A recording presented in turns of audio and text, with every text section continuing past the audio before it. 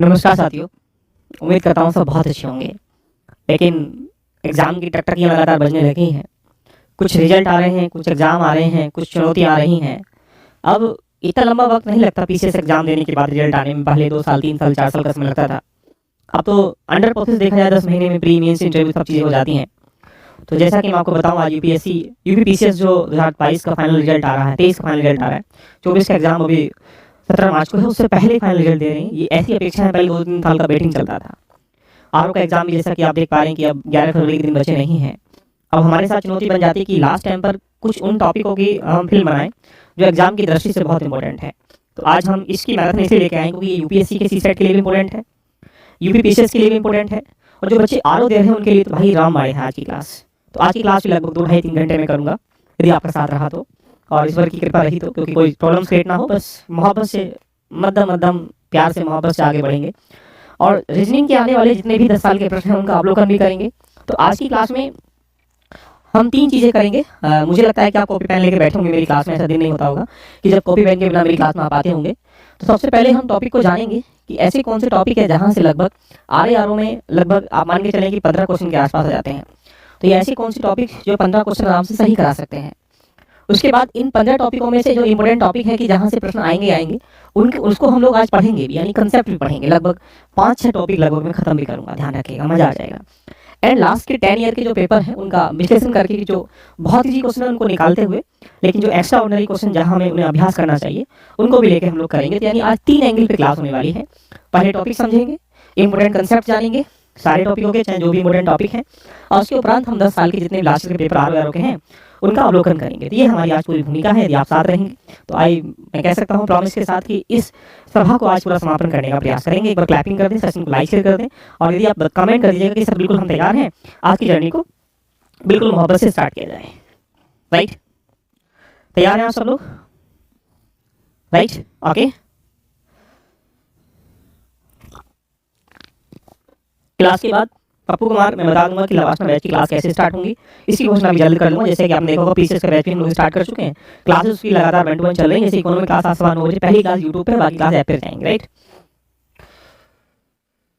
Clear, okay. सभी के लिए इंपॉर्टेंट है, याद रखिएगा कि ये किसी भी एंगल से टॉपिक तो वही होता है, बस करने के तरीके चेंज हो जाते हैं। हाँ, पीसीएस प्रीलिम्स के लिए भी इंपॉर्टेंट है ये। रीजनिंग भाई रीजनिंग होती है, इसको कैसे भी करें। आइएगा पहले थोड़ा सा आरओ के सापेक्ष में देख लेते हैं कि कितने प्रश्न हैं। जो लेटेस्ट एग्जाम है उसका हमारा फोकस यूपीसीएस पर, यूपीएससी पे रहेगा। पर 2-4 दिन और हम आरओ को लेकर चल रहे हैं आपके साथ, जिससे कि आप उन सब चीज़ों को एवेलुएट कर सकें कि हाँ सर बिल्कुल सही बात है, जिससे कि हम चीज़ों को मैनेज कर सकते हैं। अगर आरओ की दृष्टि से अगर देखा जाए तो ये आपके सामने एक सिनेरियो है जहाँ पर आपको 140 क्वेश्चन देखने को मिलेंगे। टारगेट रहना चाहिए 85 क्वेश्चन के आसपास सही होना चाहिए। आप देखें रीजनिंग के कितने क्वेश्चन है बेटा, 13 क्वेश्चन। यहाँ पे कितना 14 क्वेश्चन, और ये कितना 14 क्वेश्चन। ये रीजनिंग में ही क्वांट आ जाता है। क्वांट मतलब कुछ ऐसे टॉपिक हैं जो क्वांट में भी काउंटिंग होंगे, यानी मैथ्स में भी काउंटिंग होते हैं और रीजनिंग में भी काउंटिंग होते हैं। जैसे नंबर सीरीज है, या इसके अलावा बाकी जो टॉपिक हैं वो भी यहाँ पर काउंटिंग होने का प्रयास करते हैं। तो आज हम इन टॉपिकों की पूरी फिल्म बनाते हैं। मुझे उम्मीद है कि यदि आप पूरी क्लास को एक बार देखेंगे, नोट करेंगे, नोट डाउन करेंगे, तो आप ये जान पाएंगे कि एग्जाम के लिए सब चीज़ें काफ़ी महत्वपूर्ण बन जाएंगी। तो चले आज की चर्चा पहले टॉपिकों से साथ स्टार्ट कर लेते हैं, और इसको आप लोग एक बार लिख लेना कि आरओ के लिए या किसी भी एग्जाम के लिए रीजनिंग के जो अगर मुख्य भूमिका में बात करेंगे तो एक टॉपिक है फिगर काउंटिंग। मेरे साथ लिखें, फिगर काउंटिंग। आकृति को गिनना सबसे ज्यादा इंपॉर्टेंट टॉपिक है। एक क्वेश्चन आरओ में प्रत्येक वर्ष आता है, चुन चुन के मारेंगे, सारे लोग मिलके साथ मारेंगे। बस आप एक बार देख लेना कि कैसे चीजों को कवर करना है। इसके बाद आगे बढ़ते हैं तो कैलेंडर पे आ जाता है। इसके बाद बढ़ेंगे तो क्लोक आ जाएगा। इसके बाद बढ़ेंगे तो डाइस आ जाएगा। इसके बाद बढ़ेंगे तो वेन डायग्राम आ जाएगा। यानी सिर्फ ये 8-10 टॉपिक है, अगर इनको आप रेडी कर लें तो एक एक क्वेश्चन आपका नंबर रेडी हो जाएगा। मैं आपको ये प्रॉमिस दिलाने का वादा करता हूँ।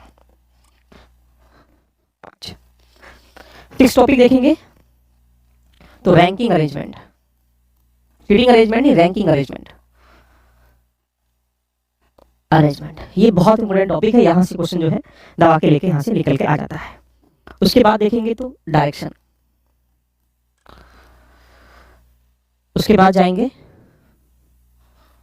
तो वर्ड लेसन।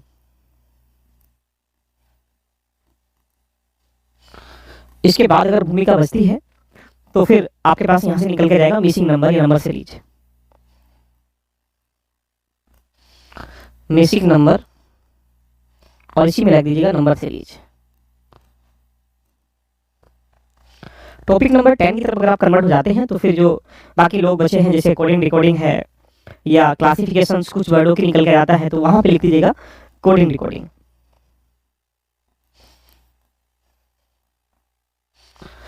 कुल मिला के मैं कह सकता हूँ इस भूमिका में अगर आप निसंदेह इस टॉपिक को अगर हम लोग थोड़ा सा देख लें इन सारे टॉपिकों को 1 to 1 करें कंसेप्ट के साथ तो मैं चैलेंज कर सकता हूँ जो 15 क्वेश्चन आते हैं आपको यहीं से देखने को मिल जाएंगे। तो 11वां टॉपिक मतलब मिसलेनियस, जैसे कि कुछ मैथमेटिकल सीरीज है, मैथमेटिकल साइन इंटरचेंज है, कुछ चेंज कर लेते हैं, है ना, जैसे प्लस की जगह माइनस कर दिया, माइनस की जगह प्लस कर दिया, ये भूमिका यहाँ से निकल के आ जाती है। तो यानी ये 10-11 टॉपिक हैं जो आरओ की प्रश्नभूमि में 10 से 15 क्वेश्चन लेके जाएंगे। लेकिन ये जितने भी क्वेश्चन तुम्हें दिखाई दे रहे हैं टॉपिक, ये हर किसी एग्जाम की दृष्टि से इंपॉर्टेंट है। अगर आप एक बार दिल से कमेंट कर देना तो मैं एक दिन में सारे टॉपिक करा सकता हूँ, ये क्षमता रखता हूँ अपने अंदर। एक बार तुम्हारा मुझे साथ चाहिए, क्योंकि मेरी अपेक्षा ये है कि हम कंसेप्ट पढ़ लें। प्रैक्टिस के लिए मैं आपके सामने बहुत सारे क्वेश्चन जो लास्ट ईयर के आए हुए हैं उनको आपके सामने उछावर कर दूंगा, उसकी पीडीएफ भी आपको मिल जाएगी। ये सारे क्वेश्चन जितने भी देखो आए हुए हैं, आप देख पा रहे हैं जितने भी क्वेश्चन हैं सारे आए हुए हैं, इनको 1 to 1 करके हम पढ़ भी लेंगे। ये सारे क्वेश्चन मैंने फॉर्मेटिंग करवा दिया है जिससे कि आपको भी आसानी हो, मुझे भी आसानी हो करने में। लेकिन मैं अपेक्षा ही करता हूँ कि बस तुम्हारा साथ चाहिए, है ना। और तुम्हारे साथ का मतलब है कि आपको चीज़ों को एनालाइज करते हुए पढ़ना है जिससे कि तुम सफलता प्राप्त कर सकते हैं। तो आइए बिना देरी किए हम अपनी कहानी को आगे बढ़ाते हैं। और ये जो 11 टॉपिक हैं, 10-11 टॉपिक हैं, इनको कोशिश ये है कि 2 घंटे में हम कवर कर लेते हैं। तो ये टॉपिक क्या है, बहुत इंपॉर्टेंट है। क्लैपिंग करेंगे, तैयार हैं? आइएगा पहले टॉपिक से अपनी जर्नी को स्टार्टिंग करते हैं, फिगर काउंटिंग से। किसी भी टॉपिक पे हम 20-25 मिनट से ऊपर नहीं देंगे। अगर आप समझ जाएंगे अच्छी बात है, नहीं समझेंगे तो एक बार कमेंट करना, सर ये वाला दोबारा बता दो, हम उसको दोबारा बता देंगे। चलें लो जी, आइएगा फिगर काउंटिंग की बात करते हैं। आकृति गिनना, इसे एक प्रश्न आरओ में डेफिनेटली बनता है 1 क्वेश्चन। तो अब इसमें 3 तरह के फिगर काउंटिंग होते हैं। एक तो ट्रायंगल से पूछता है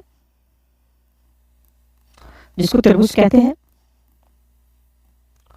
एक यहां से वर्ग से पूछता है जिसको स्क्वायर कहते हैं, एक चतुर्भुज यानी जिसको आयत का रूप हम लोग दे देते हैं, आयत रेक्टेंगल से प्रश्न पूछता है। मेरे साथ नोट डाउन करते चले, आरओ के लिए बिल्कुल रामबाण है, बाकी एग्जाम के लिए भी रामबाण है। आप ये ना सोचें कि इसके लिए इंपोर्टेंट नहीं है, सबके लिए इंपोर्टेंट निकल के यहाँ से आ जाता है। आइएगा पहले 1 to 1 करके चीज़ों को टैकल करते हैं और यहाँ पर सिर्फ 10 से 15 क्लास में यहाँ पर समझ जाएंगे कि हाँ कौन से प्रश्नों को कैसे करना पड़ता है। वेरी गुड, ठीक है, सब लोग मुझे लगता है तैयार हैं, तो हम भी नहीं रुकने वाले हैं। पहला पॉइंट ट्रायंगल की बात करते हैं। ये मेरे साथ बनाते हुए चलेंगे, लिखते हुए चलेंगे। ट्रायंगल, त्रिभुज। त्रिभुज 3 प्रकार के होते हैं, कभी नहीं पूछेगा क्योंकि रीजनिंग में ये कभी नहीं पूछता है, मैथ्स वगैरह का पार्ट है। एक तो तीनों भुजाएं बराबर हो, 2 भुजाएं बराबर हो, एक भी बराबर ना हो। जब भी आपसे ऐसा प्रश्न पूछेगा तो तीनों भुजाएं बराबर वाले पूछेगा, जिसमें सारी भुजाएं क्या होती हैं, बराबर होती हैं। तो इसका ए टाइप का मतलब ए टाइप कैसे प्रश्न होते हैं। टाइप नंबर 1 सिंपल तरीका है, कुछ नहीं करना। अगर मैं पूछूं how many rectangle in this figure, तो आई थिंक कह सकते हैं 1 is triangle in this figure. I think अगर मैंने यहाँ पे कन्वर्ट कर दिया तो इसमें सिर्फ एक स्टेप इसको समझो, टाइप नंबर 2 1 to 1 करके खत्म कर लेंगे। ऐसे प्रश्नों में हमें कुछ नहीं करना होता बेटा। ये अगर इनको अलग अलग डिस्ट्रीब्यूट भी कर लें तो आप देख पाएंगे यहाँ से इस तरीके से 2 ट्रायंगल निकल जाएंगे।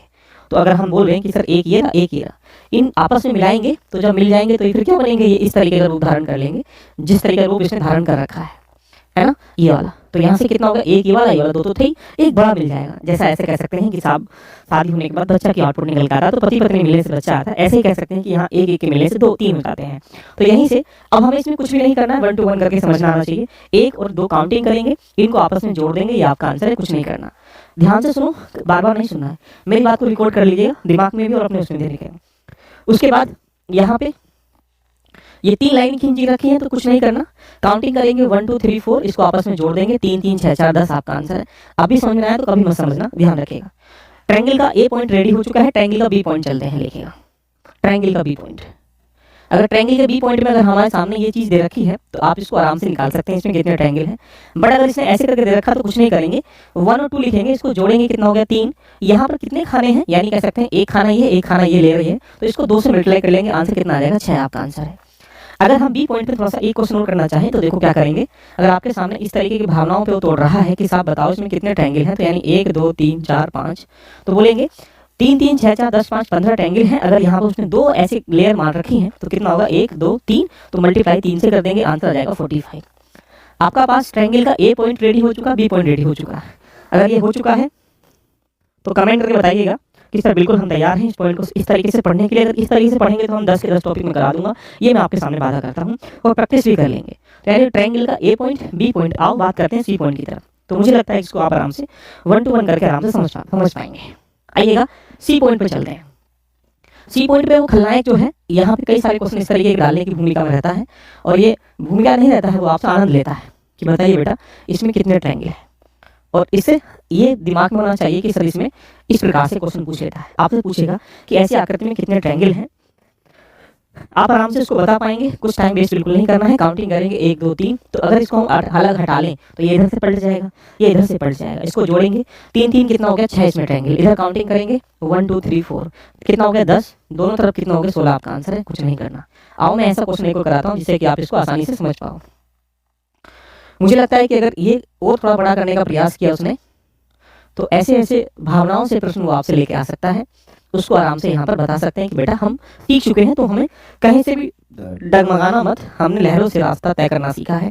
10 हो गया कितना 1 2 3, तो 10 किया कितना हो जाएगा, बोलेंगे सर 30 इसमें ट्रायंगल ये हो गए। इधर काउंटिंग करेंगे 1 2 3 4 ये हैं, तो यानी 1 2 3 4 कितना हो गया 10, 2 लेयर हैं तो 2 से करेंगे कितना हो गया 20। 30 और 20 कितना होता है, बोलेंगे सर 50 आपका आंसर है। तो ऐसा प्रश्न अगर आएगा तो मुझे लगता है कि सी पॉइंट पे आपको यहाँ से क्वेश्चन रेडी हो जाएगा, कुछ नहीं करना पड़ेगा। ट्रायंगल का A point B point C point अभी तक रेडी हो चुका है। अगर ये समझ में आपकी आ चुका तो एक बार दिल से कमेंट कर दो, अगर नहीं आया तो भी कमेंट कर दो। बोलो कर पाओगे नहीं कर पाओगे? वो समझदार व्यक्ति है, कभी घबराना मत हमारी भावनाओं को देखकर, क्योंकि हमारी भावना कहीं ना कहीं किसी के दिल में छुपी बैठी है। वो इस प्रश्न को ऐसे भी बना सकता है, लेकिन तुम घबराना मत, जब तक मैं तुम्हारे साथ हूँ। काउंटिंग कर लेना क्या बोल रहा है। इस प्रश्न को उसने लहजे से तोड़ डाला कि बताओ इसमें कितने ट्रायंगल हैं। तो आप क्या करेंगे, जो यहाँ पर मुंह खोल रहा था आज उसने मुंह बंद कर दिया गया है। 1 2 3 है, यहाँ पे उसने 3 लेयर डाल दी, इसने 1 लेयर डाल दी। आपसे पूछा है इसमें कितने ट्रायंगल हैं, तो इसी स्टेप से हम लोग कन्वर्ट कर लेंगे। कितना आ जाएगा बेटा 3 3 6 6 कितना होता है, बोलेंगे सर 18 हो जाएगा। यहाँ पे कितना है 1 2 3 4 10 हो जाएगा। 10 की किसे कर लेंगे 2 से, तो कितना हो गया 20। 18 और 20 कितना होता है, बोलेंगे सर 18 20 कितना 38 इसमें ट्रायंगल है। आपका आंसर देखिएगा, आया समझ में, हो गया क्लियर। सी पॉइंट अभी रुकना नहीं है, डरना नहीं, देखिएगा धमकना नहीं है। आइए बात करते हैं इसके डी पॉइंट पर। सारे पॉइंट खत्म, खल्लास करने की चेष्टा करते हैं। इसका डी पॉइंट लिया, अगर आप शेयर नहीं करेंगे तब भी चलेगा, कर देंगे तो अच्छी बात हो जाएगी। देखिएगा है ना, चलेंगे तो मैं एक पैर से भी चल सकता हूँ, लेकिन अगर दूसरा साथ दे तो कोई और बात है। पढ़ाने को तो मैं तुमको पढ़ा सकता हूँ, लेकिन सबके पास पहुंच जाए तो कुछ और बात है। आइएगा इस ट्रायंगल को खेलने का प्रयास करते हैं। गेम ही जिंदगी का है, सवाल भी जिंदगी के होने चाहिए। यहाँ आपके सामने पूछ रहा हूँ कि इसमें कितने ट्रायंगल हैं, तो घबराना मत, आप मेरी तरह हैं, बस आप धैर्य के साथ परीक्षा का एग्जाम देना। ये यहाँ से पूछेगा इसमें कितने ट्रायंगल हैं, बड़े प्यार से बताने का प्रयास करें। अगर हम ये जान लें कि 1 2 3 है तो कितना हो जाएगा, बोलेंगे सर 6 हो गया। 1 2 3 बोलेंगे 6 हो गया। 1 2 3 बोलेंगे सर ये 6 हो गया। अब आपके पास कितने हो चुके हैं 18, तो आप लोग दिखाई दे रहे होंगे। एक ये क्या है 19 है, और ये बड़ा वाला क्या है 1, कितना हो गया 20 इसमें ट्रायंगल है। आपका आंसर क्या है 20 इज राइट आंसर। देखिएगा अगर वो नालायक कुछ और भी गेम खेलता है कि कहता है कि लाइन खींच दो, कितना कर लेंगे 12 हो जाएगा। यहाँ पे बोलता है सर यहाँ 2 लाइन खींच दो, कितना हो जाएगा 3 यानी 18 हो जाएगा। बोलता है सर 4 लाइन खींच दो, तो हम कह सकते हैं 24 हो जाएगा।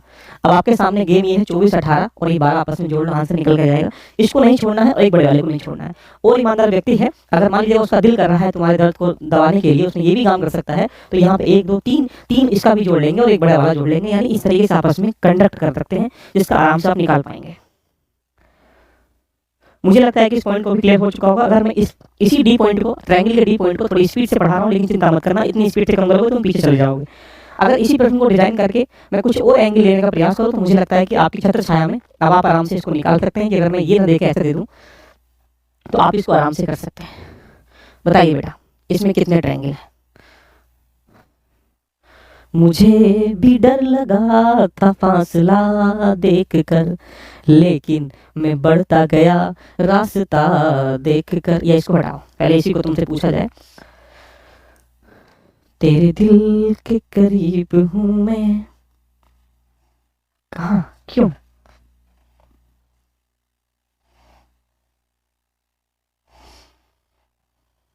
रुको रुको रुको, बेटिंग कराओगे तो हमारी स्पीड के बड़ी बोर्ड भी गया सर, रुक जाओ 2 मिनट। इतनी देर तो मैं भी चल रहा था, इतनी देर आप चल रहे हो। चलो इसलिए बताओ, इसको हटा दीजिएगा, ये नहीं है। बताओ इसमें कितने ट्रायंगल, ओनली खाली है, बताओ इसमें कितने रेक्टेंगल, बताओ सॉरी ट्रायंगल है, बताएं कमेंट करके।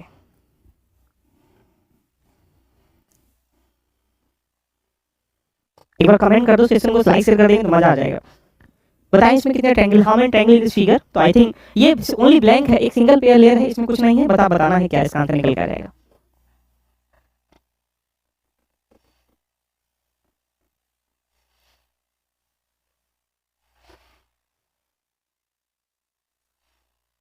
अच्छा इधर हो, ओफो हम ढूंढते रहे तुम्हें मंजिल की तरह, तुम छुपी रही कहीं ना कहीं। लो जी, हम तो कह रहे थे क्या हुआ, उधर एक चिन्ह लगा रखा था। बताओ इसमें कितने रेक्टेंगल है, बताओ ट्रायंगल है, आप पूछा देखिएगा। 36 39, कुछ नहीं करना बेटा। कितना, 1 2 3, 3 के कितना हो जाएगा, बोले 1 2 3 कितना, अच्छा 36 18 हो गया। अच्छा 18 इधर हो गया, कितना 4 10, 10 के कितना 30 हो गया। इधर कितना 2 2, 1 और 2 3 हो जाएगा, और 3 के कितना हो जाएगा, हम बोलेंगे सर 9 हो गया। 9 यहाँ पर है, 30 यहाँ पर है, 18 यहाँ पर, एक कितना हो गया ये वाला और एक बड़ा वाला। ठोक दो ताली, कुछ नहीं करना, आंसर आ चुका है। इसी का डी के बाद टाइप नंबर ई चलते थे, ई ट्रायंगल में ही ई टाइप बोल रहा हूँ। 1 to 1 करके मेरे साथ नोट डाउन करते चले। ये स्पीड को तुम्हें बरकरार बनाए रखना होगा, है ना, इसलिए किसी गलियों में ना जाकर अपने दिल की गलियों में कहीं ना कहीं गहराई से सपनों की जिज्ञासा को जगाए रखना होगा। अगर ऐसा क्वेश्चन नहीं पूछता है तो वो खतरनाक क्वेश्चन पूछने का प्रयास करता है आपसे। अगर मैं पूछूं इसमें कितने ट्रायंगल हैं, बता पाएंगे? बोलेंगे सर पता नहीं सर, हमको नहीं पता, आप बताओ। हम बताते हैं, एक भी ट्रायंगल नहीं है। लेकिन अगर हम तुमसे पूछें कि साहब इसमें कितने ट्रायंगल हैं, तो आप बता पाएंगे? बोलेंगे हाँ बता पाएंगे। काउंटिंग करेंगे, एक ये वाला एक ये वाला, ऐसा नहीं करना है। जब भी ऐसा प्रश्न है काउंटिंग कर लो, 1 2 3 4, जो भी आ रहा है उसको डबल कर दो, आपका आंसर है। कुछ नहीं करना, कुछ नहीं करना, लिख लो किताबों में रंगीन रंगीन हाईलाइट करके। बोलेंगे सर मजा तो बहुत ही आ रहा है, लेकिन ऐसा प्रश्न एक आध और हो जाए तो और मजा आ जाएगा, है ना। ऐसा प्रश्न अगर हम लोग और दे दें तो फिर मजा आ जाएगा। अगर मजा आ जाएगा तो बताओ इसमें कितने ट्रायंगल हैं, आप इसको बताओ आंसर क्या है। बोलेंगे सर दिल खुश हो रहा है, अगर इसका एक और मजा आ जाएगा, अगर हम इसका बड़ा भी कर लें तो आप आराम से इसको बता सकते हैं कि इसमें कितने ट्रायंगल हैं। तो मुझे उम्मीद है कि आप बढ़ रहे होंगे हौसला देखकर। यहाँ पे क्या लिखा है बेटा, 1 2 3 4 5 6, 6 2 कितना होता है 12, आपका आंसर है। यहाँ से कितना 1 2 3 4 5 6 7 8, 8 टू कितना होता है 16, आंसर है। बजाओ ताली, हो जाएगा। ऐसा प्रश्न आएगा तो आप आराम से इसको बता पाओगे। दिल खुश दिमाग खुश, दिल खुश दिमाग खुश, दिल खुश नहीं दिमाग खुश नहीं, देखिएगा। चले आओ, ये समझ पाओगे। ई को एक एडवांस लेवल पे करते हैं। अगर तुम्हारी बाहों में अगर ये क्वेश्चन आएगा तो उसको आराम से चकनाचूर कर डालोगे। इसी का एडवांस वर्जन देखिएगा क्या हो सकता है। हो सकता है कि ये प्रश्न आपको खलाई की तरह देखने को मिल जाए और आपसे कहीं ना कहीं तोड़ मरोड़ डाले आपको। कैसे, यहाँ पर तोड़ मरोड़ डाल सकता है। कैसे डालेगा देखिएगा, यहाँ से डाल देगा, दो मिला देगा। जिसको गांव में या पहले जब पढ़ते हो साड़ी किनारी बोलते थे, क्या होता है साड़ी किनारी। तो ये साड़ी की किनारी है। अब बताओ इसमें how many triangle in this figure.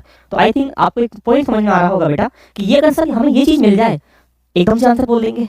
अरे बेटा अभी बोलोगे, हम है ना साथ तुम्हारे, क्या गम है तुमको। 1 2 3 4 कितना हो गया, बोलेंगे सर 8। 1 2 3 नहीं 1 2 3 4 ऐसे कर लो, कितना हो जाएगा 8। 8 8 तो 16 दिखाई दे रहे हैं, लेकिन तुम्हारी जो आंखें हैं ना, इन आंखों में कुछ छुपा है। क्या छुपा है, इसको पहचान लीजिएगा। आपके दिमाग में सारे प्रश्न बन जाएंगे। देखो ये वाला एक ट्रायंगल बन रहा है, एक वाला ये ट्रायंगल बन रहा है, इसके अलावा कोई और ट्रायंगल नहीं बन रहा है। बस इसको ही आपको ऐड करना है। तो अगर इसको ऐड करेंगे तो यानी एक ये वाला एक ये वाला, कितना हो गया 18, आपका आंसर। कुछ नहीं करना। दिल दिल दिल, बोलेंगे दिल तो पागल है। क्या बात है साहब, एक क्वेश्चन हो जाए मजा आ जाएगा। ई वाले में देखिएगा, तुम मुझे ढूंढते हो इधर से उधर, आइए हम तुम्हारी महफिल। देखिए अगर आप इस प्रश्न को समझ गए तो मेरा कंसेप्ट समझ जाओगे। लो जी बेटा, आई इसमें अगर ट्रायंगल पूछेगा तो बड़े प्यार से आप बता पाएंगे, बहुत दिल से बता पाएंगे साहब। अगर मेरे साथ रहते हो आप तो प्रश्न जवाब देने का आंसर बनता है कितना 3 4, कितना 4 दूनी 8। अच्छा ये भी 8, ये भी कितना 8, कितना हो गया बेटा 24। ऐसा लगता है कि यहाँ तक किसी भी विद्वान को कोई दिक्कत होगी तो पढ़ाई छोड़ देना, आजकल पढ़ाई मत करना, ओपनली बोल रहा हूँ, राइट। मुझे लगता है कि आप आराम से कर पाए, यहाँ तक किसी कोई दिक्कत का सामना नहीं करना पड़ रहा होगा। बोलेंगे बिल्कुल सही बात है। लेकिन जब हमने इस लेयर को चेक किया तो आप बड़े प्यार से कह रहे होंगे सर एक ट्रायंगल ये रहा, उसके बाद एक ट्रायंगल ये रहा, यानी ऊपर से 2 बन रहे हैं, तो साहब नीचे से भी 2 बनेंगे। कौन से वाले, बोलेंगे सर ये वाले, बोलेंगे सर ये वाला। तो यानी 2 और 2 कितना 4 और जोड़, तो एक क्या करेंगे उसको आपस में जोड़ देंगे। तो जोड़ेंगे तो यहाँ पे कितना 24 हो चुका है। तो 2 ऊपर वाले 2 नीचे वाले, कितना हो गया, बोलेंगे सर 28, आपका आंसर है। कुछ नहीं करना, देखिएगा। दिल खुश, तुम्हारी आत्मा जब तक तृप्त ना हो जाए आज रीजनिंग को छोड़ेंगे नहीं। देखना आज सारे टॉपिक करने पड़ जाए चाहे मुझे।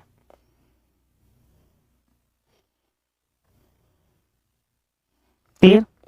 अगर इसको और तुम्हें तोड़ना है, देखिए मैं चाहूँ तो तुम्हें इस पर ही एक दिन गुजार सकता हूँ, लेकिन अगर एक कंसेप्ट जिसकी समझ में आ गया उसको बार बार समझाने की मुझे लगता है कोई रिक्वायरमेंट नहीं पड़ेगी। उसके बाद भी अगर पढ़ रही है तो मान लो कि तुम विद्वान हो ही नहीं देखेगा।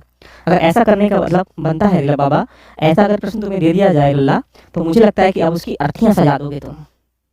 बता how many triangle in this figure, तो बोलिए क्या है, बोलेंगे सर 8, बोलेंगे 8, बोलेंगे सर 8, बोलेंगे सर 8, कितना हो गया 32। ये दिखाई सबको दे रहा होगा, बस थोड़ा सा और देखना है अपनी आंखों से, क्या ये वाला 1 2 3 और उसके बाद तो कुछ है ही नहीं। 3 ऊपर के 3 नीचे के 6 जोड़ दो, कितना हो गया 38। आपका आंसर देखिए। तो मुझे लगता है कि इसको आप आराम से बता पाएंगे, कितना ही बड़ा क्वेश्चन यहाँ से कर ले, लेकिन अब हम नहीं छोड़ने वाले।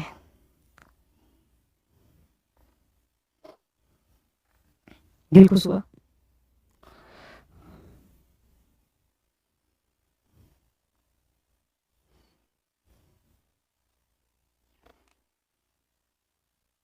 चले एक बार सब लोग दिल से कमेंट कर दो सर, क्या बात है सर, आपने तो पूरी फिल्म ताजा कर दी।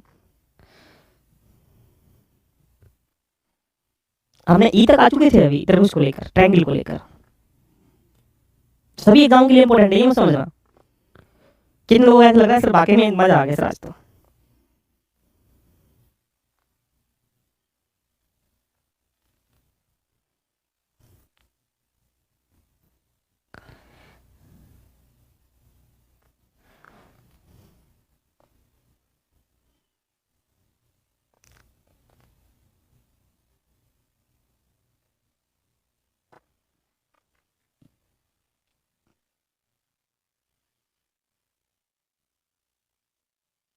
मजा आ रहा है, ठीक है, तुम्हारे कमेंटों की प्रतीक्षा ही करना मेरा इंतजार है ना। अभी जाने दो फिर आऊँगा, तुम्हें ले जाके वो जगह दिखाऊंगा जो सुने मंदिर में आरती हुई ना कभी, तुम्हारे हाथ से जाके वो वहाँ दिया जलवाऊंगा। आइएगा अगले क्वेश्चन पे चलते हैं, मजा आ जाएगा आपको भी है ना। तो मुझे लगता है कि ये जो फिल्म है, इस फिल्म के पीछे बड़ी लंबी कहानियाँ होती हैं। आप उसको, मुझे लगता है कि अगर आप जोड़ जाड़ के अगर कोई प्रश्न देता है तो मुझे लगता है कि यहाँ पर पूरी चीज़ें आपके दिमाग में मिल जाएंगी। अगर देखो मैं आपके सामने अब जोड़ के कैसे प्रश्न देगा, वो खलनायक है और तुम उसके भी खलनायक निकलने का प्रयास करिएगा। ऐसा प्रश्न जब तुम्हारी गोदी में डालेगा, बड़े प्यार से सजाना और उसे बताना कि साहब हमने सीखा है त्रिभुजों को निकालना। अगर हम तुमसे पूछें कि इसमें कितने ट्रायंगल हैं, तो अब ये ABCD जो स्टेप पढ़े थे हम लोग ट्रायंगल के, उसको पकड़ पकड़ के लाओगे, बेटा यहाँ को आ जाओ, इससे ऊपर नहीं जाएगा। ये श्योर बोल रहा हूँ, यहाँ तक कारों में फंस जाएगा, देखिएगा। क्लियर? एक प्रकार से ऐसा कह सकते हैं, इसको जोड़ दिया उसने किसके साथ, इस वाले के साथ। तो आप ये कह सकते हैं कि यहाँ 1 2 3 1 2 3 3 3 9 तो ये निकल के आ ही रहा है। अब ये क्या है, काउंटिंग करो, 1 2 3 4 5 6 7 8 और 8 दूनी 16, 16 नो कितना हो गया 25। आपका आंसर, कुछ नहीं करना, देखिएगा। क्या बात है सर, मिल ही जाएगी मंजिल भटकते भटकते, है ना। दर्द तो वो है जो घर से नहीं निकलते, है ना।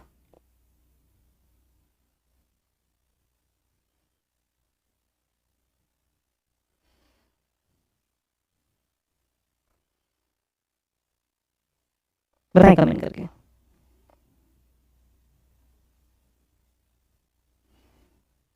एक क्वेश्चन की अपेक्षा आपसे करूंगा।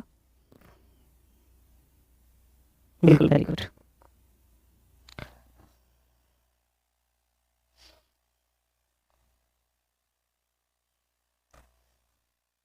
क्लियर? तो यहाँ तक ट्रायंगल की भावनाओं से अगर उसने कोई गेम खेला तो मुझे लगता है कि आप उसको आराम से पकड़ के घुमा के आराम से उससे अपने चरणों में उछावर करा दोगे। इससे ऊपर जाने की चेष्टा उसकी भी नहीं है। अगर मैं चाहूँ तो 3-4 घंटे इस पर वेस्ट कर सकता हूँ, लेकिन बट मुझे लगता है कि ये सब चीज़ दिमाग में इतनी इनफ है जो आपको ट्रायंगल निकालने के लिए। आइएगा, स्वागत है आपका ट्रायंगल के बाद इस बार की तरफ। आइए स्क्वायर पे लेके चलते हैं। टॉपिक को खत्म होने में 5 मिनट तेज है और 5 मिनट के बाद टॉपिक नंबर ये आपका हो जाएगा clear, right. Topic number square पे बात करते हैं। देखिए स्क्वायर किसे कहते हैं, जब एक और एक मिल जाता है, खुद की खुद से गुणा की जाए तो स्क्वायर कहा जाता है। खुद को खुद में तोड़ा जाए, खुद को खुद में पढ़ा जाए, खुद को खुद में जाना जाए, स्क्वायर कहते हैं। जैसे 2 की गुणा 2 से किया जाए। बट ये मैथ का पॉइंट है, हम किसकी बात करते हैं, स्क्वायर एक आकृति होती है तो हम आकृति की बात करते हैं। आकृति किसी का नाम नहीं है, आकृति चित्र है जिसका चय चित्रण हमें करना है। क्या क्वेश्चन है देखिएगा, 2 प्रकार के स्क्वायर से क्वेश्चन बनेंगे हमारे पास। एक तो रो होता है, एक कॉलम होता है। और रो और कॉलम का मतलब ये है कि एक तो पंक्ति बोलते हैं, कोई स्तंभ कहते हैं। तो पंक्ति और स्तंभ क्या है ये भी जानने का प्रयास करते हैं। या तो दोनों आपस में बराबर होंगे या बराबर नहीं होंगे, यानी नॉट इक्वल टू और वन इक्वल। दो ही तरह के प्रश्न बनेंगे जीवन में, कभी मत भूलना, अगर भूल जाएंगे तो फिर हम तुमको पढ़ाने लायक नहीं बचेंगे। तो याद रखिएगा कि जब ऐसा प्रश्न आपके दिमाग में आ जाए तो उसको 1 to 1 करके टैकल करने का प्रयास करते हैं, काफ़ी कहानी यहाँ से मिल जाएगी। क्लियर? अगर रो एंड कॉलम बराबर है, बस एक ही क्वेश्चन में समझ जाना कि मेरी भावनाओं को तुम अगर मुझे देख कर ना समझ पाए तो मुझे जांचने का क्या फायदा। ये आपके सामने एक एंगल है और ये आकृति है, मैं आपसे पूछ रहा हूँ सिर्फ इसमें कितने स्क्वायर हैं। कुछ नहीं करना, एक सिनेरियो आपको बता रहा हूँ, जीवन में कभी मत भूलना, अगर तुम भूल गए तो जिंदगी में तुम कभी भी भूल जाओगे। जैसे क्या लिखा है, 1 2 3, 1 2 3, रो भी इतना है, कॉलम भी इतना है, आप आराम से कर सकते हैं। ठीक है, इसी को हम दोनों तरीके से गेम खेलने का प्रयास करते हैं। अगर आपके सामने मैंने ये ले दिया कि ये इस प्रकार से और बोल रहा हूँ 1 2 3 4 5, कुछ नहीं करना मेरे लाडलो, स्टेप खत्म हो गया, चलते चलते हम तुम्हें सफर सिखाएंगे। 1 2 3 4 5, 1 2। इसका मतलब ये आकृति सेम है, ये आकृति सेम नहीं है। जब भी ऐसा क्वेश्चन दिया जाए कुछ नहीं करना, आंखें आप पलटोगे नहीं, आंसर निकल के आ जाएगा। ये लास्ट में 3 है, 3 3 9 प्लस ये लास्ट में 2 है, 2 दूनी 4, और ये लास्ट में कितना, 1 और 1 ही करना 1, इसको आपस में जोड़ लो, कितना हो गया, 9 4 13, 1 14 आंसर है। इसमें कुछ नहीं करना। इधर से काउंटिंग करेंगे तो कुछ नहीं करना बेटा, लो जी 5 की मल्टीप्लाई 3 से, 5 3 15, 4 की किससे, इससे, 4 दूनी 8, 3 की किससे, 3 ही करना 3। अब क्या करें, हमारे पास तो यहाँ 2 बचा है, इधर से कुछ नहीं बचा, नहीं करेंगे, वहीं छोड़ देंगे। आंसर कितना हो गया, 15 8 कितना होता है, मेरा मैथ बहुत ही कमजोर है, आप बताइए इसका आंसर जोड़ के कितना आएगा। तो 15 8 कितना होता है, 23 और 3 कितना, 26 आपका आंसर है। कुछ नहीं करना पड़ेगा। क्लियर? तो मुझे लगता है यदि अगर हम ये देखें कि अगर स्क्वायर अगर आपसे पूछता है तो आप उसको आराम से बता पाएंगे और सिमिलर में बता पाएंगे साहब इसका आंसर क्या निकल के आता है। तो if row and column are equal, same process, if not row and column are not equal, तो आई थिंक सेम प्रोसेस, कुछ नहीं करना, कुछ नहीं करना लिखेगा। तो अगर हम कुछ भी करें, स्क्वायर पूछेंगे, स्क्वायर किसे कहते हैं, जैसे एग्जांपल वे समझने के लिए लंबी कहानी चाहिए, मैं पूछूं हमने स्क्वायर दिस फिगर, तो बोलेंगे सर एक स्क्वायर ये रहा, एक ये रहा, एक ये रहा, एक ये रहा, कुछ नहीं करना, कितना हो गया, 1 2 3 4, एक ये रहा बड़ा वाला। ये तांडव जब करने चाहिए जब छोटी आकृति दो, अगर बड़ी आकृति आपको दे रखी है, मान लो ये मैंने आपको सामने दिया और मैंने यहाँ ये चीज कर रखी है, 3 1 2 3 4 5 6 ऐसा बोल रखा, काउंटिंग करेंगे 1 2 3 4 5 6 7, इधर 1 2 3 4 5 4, 7 चौक कितना होता है, बोलेंगे सर 28, 6 से करेंगे 6 3 कितना हो जाएंगे 18, क्या करेंगे यहाँ से 5 दूनी कितना हो जाएगा 10, यहाँ से कितना करेंगे 5 दूनी 10 हो चुका है, 4 ही करना 4 कर लेंगे, इसको आपस में जोड़ लो, यही क्या आपका आंसर है। स्क्वायर आपका हो गया खल्लाल। देखिए स्क्वायर इज ओवर, कुछ नहीं करना, बस जो चीजें बता रहा हूँ आरओ के लिए इतना सफिशिएंट है, इससे ऊपर नहीं जाना है। आप ट्राई करना, क्वेश्चन कराऊंगा, अभी सारे क्वेश्चन मिल जाएंगे आपको, चिंता ना करें। चिंता जो है चिता से बड़ी होती है, चिता एक बार चल जाती है, चिंता वो जलाती है। अब आपके सामने आया, देखिएगा, बुरे से बुरा कुछ नहीं हो सकता है, ये पढ़ लो, अभी ध्यान रखिएगा। किसी को लग रहा है कि मेरे जीवन में बहुत बुरा हो रहा है, तो इस बुरे से बुरा भी और कुछ नहीं हो सकता है, और भी बुरा हो सकता है, बस अगर नहीं पढ़ेंगे तो रेक्टेंगल। इसमें क्या होता है, इसमें 2 ही बातें होती हैं, रो एंड कॉलम अगर बराबर हो और रो एंड कॉलम आपस में बराबर ना हो, यानी पंक्ति और स्तंभ आपस में बराबर ना हो। इधर मैं बात कर लेता हूं जहां बराबर नहीं है, लो जी 1 2 3, 1 2 3 4 और ये रहा 5, मेरे साथ बना रहे हो ना, सब नोट डाउन कर रहे हो ना। इधर से काउंटिंग करें तो if row and column are equal, तो जैसा कि आप जान सकते हैं कि 1 2 1 और 2। अगर ऐसा प्रश्न तुम्हारी छाया में तुमसे पूछा गया तो आप आराम से कह सकते हैं कि row and column are equal and row and column are not equal. एक ही 2 सेकंड लगेंगे, आंसर आपके हाथ में आ रहा है, सारे क्वेश्चन को आप लोग आराम से टैकल कर लेंगे। काउंटिंग करेंगे 1 2 3 1 2 3, कुछ नहीं करना। किसी भी तरीके के प्रश्न को जानने से पहले ये जान लीजिएगा, यहाँ 3 है तो इसका क्यूब कर देंगे, प्लस ये 2 है, 2 का क्यूब कर देंगे, लास्ट में क्या 1 है। या तो यहाँ से इधर को उठा लो या इधर से उठा लो, बात बराबर ही है, या तो पंक्ति के नंबर ले लो या रो के नंबर ले लो, कुछ नहीं करना। क्या करेंगे 27 2 8, 1 का क्यूब 1 होता है, कितना हो जाएगा, ये 35 आपका आंसर आ चुका, कुछ नहीं करना पड़ेगा।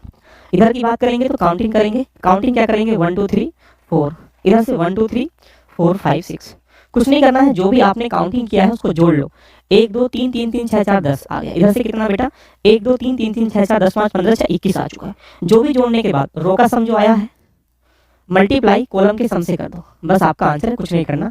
क्या होगा 21 × 10 = कितना हो जाएगा 210 आपका आंसर है।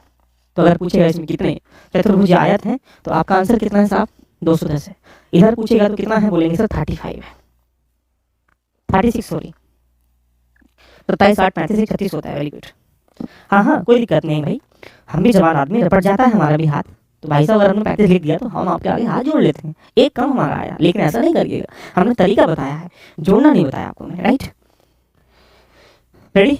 तो आई थिंक मुझे लगता है कि ये प्रश्न से भी आप अवगत हो चुके होंगे कि इफ अगर आपसे पूछ रहा है साहब इसमें कितने रेक्टेंगल हैं, तो I think if row and column are equal this is process, if not row and column equal तो दिस इज प्रोसेस। देखिए कुछ नहीं करना, देखिए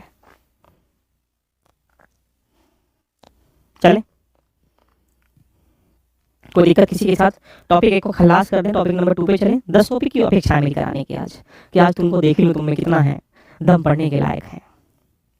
तो अगर ऐसा प्रश्न पूछेगा सारे क्वेश्चन को बता पाएंगे, आरओ में इससे ऊपर एक भी प्रश्न नहीं जाएगा, ये मैं चैलेंज करता हूँ। तो आप 11 फरवरी को अगर इस काउंटिंग फिगर से कोई प्रश्न आता है, भले से इनको मोड़ तोड़ के प्रश्न आ जाए, और ये मोड़ तोड़ के प्रश्न का मतलब आप समझ रहे हो ना कि किस प्रकार से भी आ सकते हैं। जैसे कैसे मोड़ेगा तुम बता दो, देखो ऐसे मोड़ेगा, दिखा दो मोड़ना, लो जी देखेगा।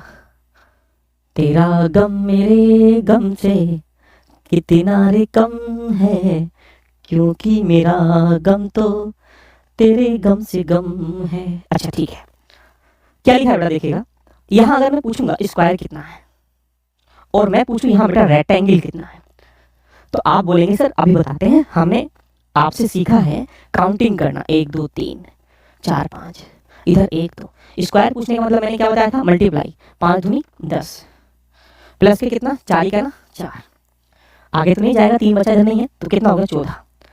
अगर ये रेक्टेंगल पूछ रहा है तो जोड़ेंगे 1 2 कितना 3 इंटू 3 3 6 4 10 5 15 कितना हो जाएगा 45। बोलेंगे सर यही आंसर, इसका क्या करें भाई, ये रेक्टेंगल है ही नहीं, रख दो साइड में उठा के, इसको बेफालतू में डिस्टर्ब कर रहा है बच्चों को। और यदि ऐसा भी कुछ उसने कर दिया तब भी रेक्टेंगल नहीं है, ऐसा भी कर दिया तब भी रेक्टेंगल नहीं है, लेकिन ईमानदार व्यक्ति है कुछ भी पूछ सकता है, बोल सकता है कि इस ट्रायंगल में त्रिभुजों की संख्या, समों की संख्या और आयत की संख्या और वर्ग की संख्या का योगफल कितना है। ओए होए कैसे मारा है पकड़ पकड़ के। तो तब क्या करेंगे, कितने हैं 14 हैं, कितने हैं 45 हैं, ट्रायंगल निकालने के लिए 1 2 3 1 2 3 3 दिया 9, ये कितने आगे ट्रायंगल बोलेंगे सर 9, तो 9 को 45 को 14 को जोड़ लो, ये सब का योगफल बन जाएगा, यही आपका आंसर देखिएगा।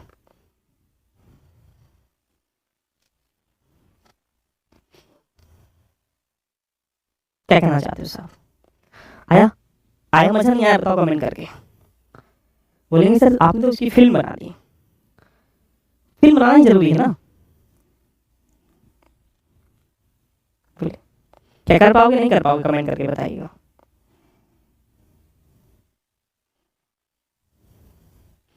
रेडी, टॉपिक की तरफ अब आगे बढ़ें। इस टॉपिक की छत्र छाया में जो हम लोग टॉपिक रेडी कर रहे थे उसको खलास करें, क्योंकि हमें आज कम से कम 40-50 क्वेश्चन भी रीजनिंग के करने हैं, जो आपको ये लेके चलना है कि सर इस प्रकार से अगर करेंगे तो मजा आ जाएगा। ऐसा भी लोग एक बार कमेंट कर दीजिएगा, अगर आपको खुश हुआ तो मुझे उम्मीद है कि आप इसको शेयर भी कर देंगे, क्योंकि ज़्यादातर लोग अगर वो चीज़ पूछे कि जो हम पहुँचाना चाहते हैं तो आपको मजा आ जाएगा। एक बच्चा कह रहा साड़ी किनारी वाला, भाई साड़ी किनारी, भाई मेरे पास साड़ी नहीं है, मैं नहीं बता सकता, उसको दोबारा देख लो, बात करता हूँ, है ना। ये भाई वीडियो है, इसको एक बार देखो 1000 बार देखो, देखने की चीज़ है ना, गाने नहीं आते हो आप लोग बैठ बैठ के। बिल्कुल बिल्कुल, बताएं जल्दी कमेंट करके, मजा आया। ओए होए एक बार रिपीट कर दो,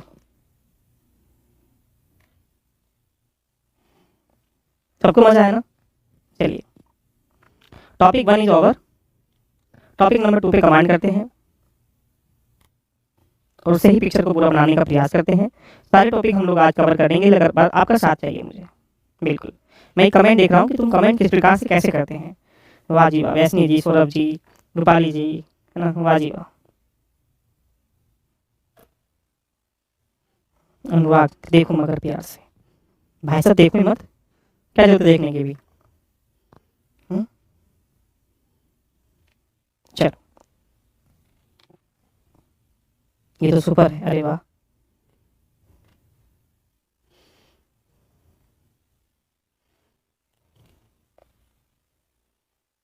चलो ठीक है, आइएगा, यहाँ तक हम लोग आपकी चर्चाओं कर चुके हैं, तो एक टॉपिक आपको जो हमने बताया था वो हो चुका है खल्लास। आइएगा 1 टॉपिक इज ओवर, आइए इस टॉपिक को भी खल्लास करते हैं। डाइस को, वेन डायग्राम को 2 मिनट में खल्लास कर देंगे, इनको भी हम लोग आज ही करेंगे, चिंता मत करना। और लास्ट में क्वेश्चन जरूर करेंगे, क्वेश्चन इसलिए करेंगे आपको दिखाने के लिए कि ऐसे ऐसे क्वेश्चन एग्जाम में किस लिए आते हैं। देखिएगा डाइस क्या होता है, इसको समझो। डाइस जिसको घन कहते हैं, जिसको पासा कहते हैं, सॉरी, वो शकुनी का पासा था। हर महाभारत के पीछे, हर रामायण के पीछे एक औरत का हाथ है। ऐसा कहा जाता है कि औरत लड़ाई कराती है। आप ऐसा कोई ग्रंथ बताओ जिसमें औरत का हाथ ना हो, देखेगा। हम तुम्हें एग्जाम्पल बताएंगे। तो ये कहा जाता है कि हर किसी युद्ध में कहीं ना कहीं महिलाओं का हाथ होता है। तो ये सारी चीज़ें हम लोग 1 to 1 करके चलेंगे। यानी पासा घन घन आपकी आकृति होती है, घन घन आपकी एक आकृति होती है। तो पासा अगर देखा जाए तो घन घन आपकी एक आकृति होती है, या इसको ऐसा ना करके हम लोग इसको डायरेक्टली अगर हम लोग बोले तो इस तरीके से मैं कर लेता हूँ कि मुझे बनाना थोड़ा ज़्यादा नहीं आता है। अच्छा, यानी 3 सतह होती हैं घन की। डाइस की 6 सतह होती हैं। 6 सतह में 3 दिखाई देंगी, 3 विजुअल होंगी और 3 विजुअल नहीं होंगी। इससे 3 तरह के प्रश्न पूछते हैं। तीनों तरह के प्रश्न पढ़ने में 10 मिनट लगेंगे। जिससे जिन्होंने पढ़ रखा हो रिविजन कर लेंगे, जिससे नहीं पढ़ रखा हो रिविजन बेचारे बंद कर लेंगे। पासे की आकृति 2 प्रकार की होती है। अगर एक को बोलते हैं हम लोग साधारण पासा, एक को बोलते हैं मानक पासा। मानक पासा अगर इससे प्रश्न पूछता है तो आज के बाद कभी बच के नहीं जाएगा, मैं आपसे प्रॉमिस तो कर सकता हूँ इतना, लेकिन बट तुम्हें समझना पड़ेगा। अगर मानक पासा के रूप में अगर हम लोग देखेंगे तो 1 to 1 करके चीज़ों को समझना पड़ेगा, और सामान्य पासे के रूप में देखेंगे तो उसको हमें यहाँ जानना पड़ेगा। 3 सतह हैं, एक पॉइंट से समझने का प्रयास करें। ये 3 सतह हैं, देखिएगा 3 दिखाई दे रही है, यहाँ 2 है, यहाँ 4 है, यहाँ 3 है। मानक में देखिएगा, मानक में अगर देखेंगे एज इट इज हम लोग बना सकते हैं। ये यहाँ पे 2 है, यहाँ 3 है, यहाँ 1 है। ये 2 डाइस आपके सामने हैं। टॉपिक आपके पास खलास होने वाला ओनली 10 मिनट में। अगर इसको हम सिमिलर वे में देखें, जो आपको विजुअल हो रहा है, जो दिखाई दे रहा है, दिखाई सतह जो दे रही हैं उनमें किन्हीं 2 सतह का योगफल, 2 सतह का योगफल अगर 7 है, यानी it's a normal dice. Like 2 सतह का योगफल 7 है। अगर जो दिखाई नहीं दे रही है लेकिन वहां पर मानक का मतलब स्टैंडर्ड डाइस,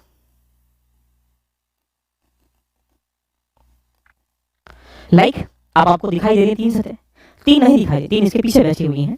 तो अगर हम ये देखें तो यहाँ कहीं 7 नहीं, लेकिन इस 2 के पीछे क्या होगा, 7, 5 होगा, क्योंकि दोनों का योगफल कितना होगा। तो ये कह सकते हैं कि विपरीत 2 सतहों का योगफल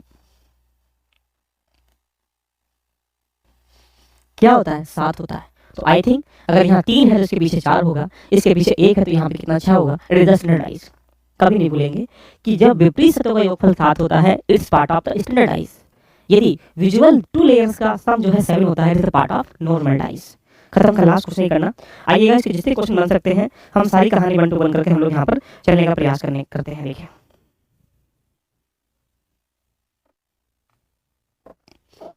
चलिए, यहाँ तक बात क्लियर है। साधारण पासा क्या होता है, मानक पासा क्या होता है। ये 3 सतह जो 6 सतह होती हैं, इन 6 सतह में कभी कभी आपको लेटर देगा तो कहाँ से, ए से लेकर B C D E F तक होगा। अगर आपको डिजिट देगा तो डिजिट कहाँ तक होंगी, तो बोलेंगे 1 2 3 4 5 6 तक होंगी। अगर कोई सिंबल देगा तो सिंबल में स्टार मार सकता है, हैज मार सकता है, जो उसका मन करेगा वो करेगा।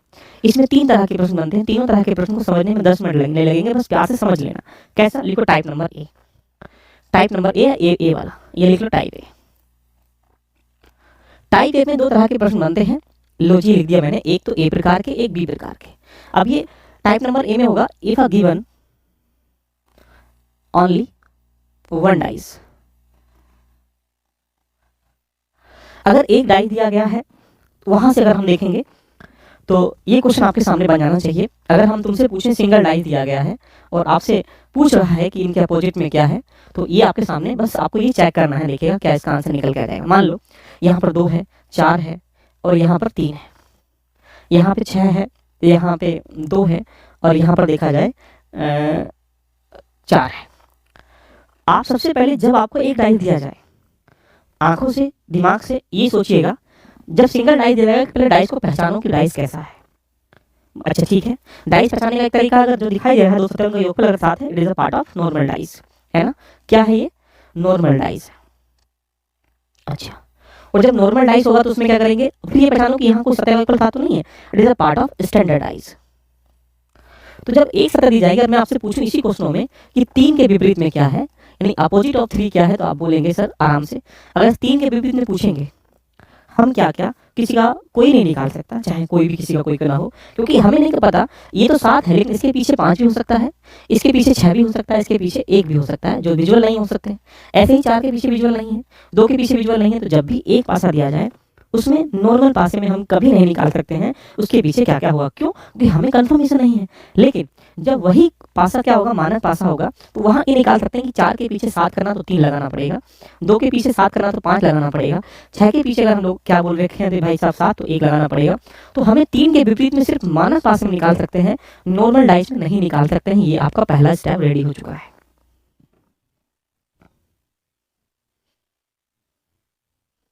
हमें हिंदुस्तानी, जल्दी बताओ कमेंट करके। Type number 1 is over, no doubt anybody. Type number 1 को आप आराम से विजुअल कर सकते हैं। ये डाइस में अगर आपसे पूछा जाए if I given only one dice, तो I think you can solve it, because you know and check it the normal dice and standard dice, and first is the normal dice, तो हम कभी भी इसको अपोजिट में नहीं निकाल सकते हैं। इफ आस्क स्टैंडर्ड डाइस, तो आई थिंक इसको आप निकाल सकते हैं। Type number 1 is ready. अगर इसमें कोई दिक्कत तो कमेंट करिएगा, नहीं है तो हम आगे चलने का प्रयास करते हैं और 1 to 1 करके अपनी कहानी को लेकर चलने का प्रयास करते हैं। राइट, बताइए साहब। अगर तुम कहो तो मोहब्बत ही करना, no problem anybody, okay. Let's type number 2 आपके सामने ये रहा। इसकी भी 2 कंडीशन होती हैं टाइप नंबर 2 की। एक कंडीशन ये रही ए और एक कंडीशन ये रही बी। टाइप नंबर 2 बनेगा यदि, यानी यदि इफ गिवन 2 डाइस, यदि 2 पासे दिए गए हों, 2 पासा दिया गया हो, ये टाइप का नाम है। पहले टाइप में ओनली 1 डाइस गिवन। इसमें क्या होगा, जब आकृति समान ना हो, जब आकृति समान ना हो, समान नहीं हो, कैसे क्या करेंगे ये भी लिख लें। और जब इसमें जब आकृति समान हो, और समान 1 भी हो सकती है 2 भी हो सकती है, दोनों बातें करेंगे, मोहब्बत से करेंगे। देखो चलो इसको देख लेते हैं। आपके सामने 2 पासे दिए हैं और आपसे 2 पासे देके पूछ रहा है बच्चा कि बताइए साहब 3 के विपरीत में क्या है। ऐसे करके घुमा लेगा। तो यहाँ लिखा हुआ है 2 3 4, यहाँ पर लिखा 5 6 1। अब आपसे पूछ रहा है 3 के विपरीत में क्या है। तो जब ऐसा प्रश्न दिया जाएगा तो हमको आंखें खोलनी है, दिमाग का प्रयोग करना है, कुछ नहीं करना है, कोई टेक्नोलॉजी यूज नहीं करनी है। जब एक भी चीजें कॉमन ना हो, कॉमन दिखाई दे रहा है, देखो कुछ कॉमन दिखाई दे रहा, तो यहाँ पे ऊपर क्या है 3, 3 के पीछे 6 बैठा हुआ है। इधर क्या है 2, 2 के पीछे 5 बैठा हुआ है। इधर क्या है 4, 4 के पीछे 1 बैठा हुआ है। कुछ नहीं करना, तो आप आराम से कह सकते हैं कि 3 के पीछे क्या है 6। तो if are not are same symbol, dice number 1 dice number 2 अगर नहीं दिया गया है तो ये प्लेटफॉर्म अपनाएंगे, इसको इजी वे में कर देंगे, देखिएगा। राइट, एंड जब आकृति समान दे रखे हो उस स्थिति में क्या करेंगे, जैसे आकृति समान केवल एक संख्या भी हो सकती है, 2 संख्याएं भी हो सकती हैं, यानी कह सकते हैं यहाँ पर कई प्रकार की संख्याएं सेम भी दे सकता है। लेकिन पहले एक संख्या के समान की बात करते हैं। मान लीजिएगा मैंने यहाँ पर एक डाइस बनाया, एक डाइस यहाँ बनाया और आपसे लिख दिया 4 5 6 और यहाँ पे लिख दिया 6 1 3, और मैं आपसे पूछ रहा हूँ कि साहब इसमें 3 के विपरीत में क्या है। जो भी मन करे पूछूंगा, तो हमें कुछ नहीं करना है। ऐसी कंडीशन में डाइस नंबर 1 को वो कॉमन मार्क करना है जो कॉमन है। देखिएगा ये कॉमन है, ये कॉमन है। अगर ये कॉमन है तो यहीं से 6 को लिखेंगे, इसके बाद कितना 5 को लिखेंगे, इसके बाद किसका 4 को लिखेंगे। ये आपने समझ चुके हो।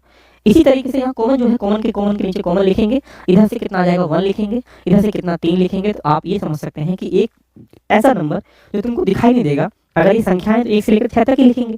तो यू कैन से कि यहाँ 6 के पीछे जो संख्या कॉमन है अभी दिखाई दे रही क्या है 2, तो 2 6 के पीछे 2 है, 5 के पीछे 1, 1 के पीछे 5, 4 के पीछे 3, 3 के पीछे 4। It is right option B step. A step ready, type number 2। कर पाए हो तो कमेंट करिएगा, और नहीं कर पाए तो भी कमेंट करिएगा। मुझे लगता है कि आप आराम से इसको कर पाएंगे। दिल से बता दीजिएगा, कमेंट करें साहब, जल्दी से कमेंट करिएगा।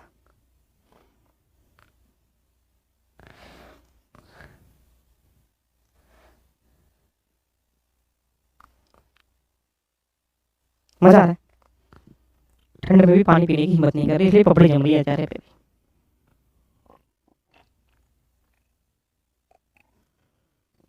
All clear?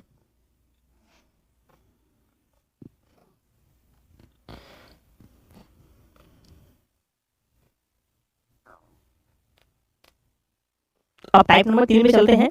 If are given more than 2 dice, उसको खत्म करके उसके बाद कहानी को अपनी आपके सामने नछावर करने का प्रयास करते हैं। उसके अलावा हम इसके बाद टाइप नंबर नेक्स्ट टॉपिक पे चलेंगे। तो टाइप नंबर लिखें 3 आपके सामने।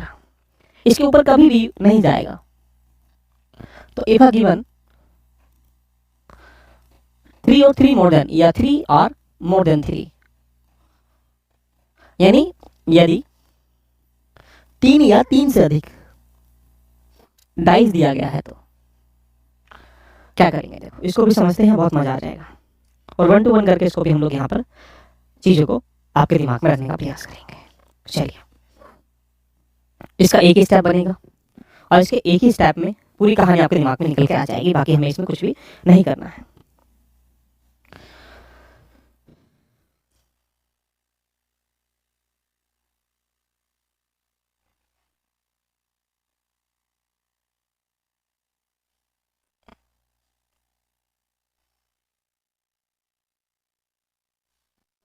तेरा ही नाम लिखा है।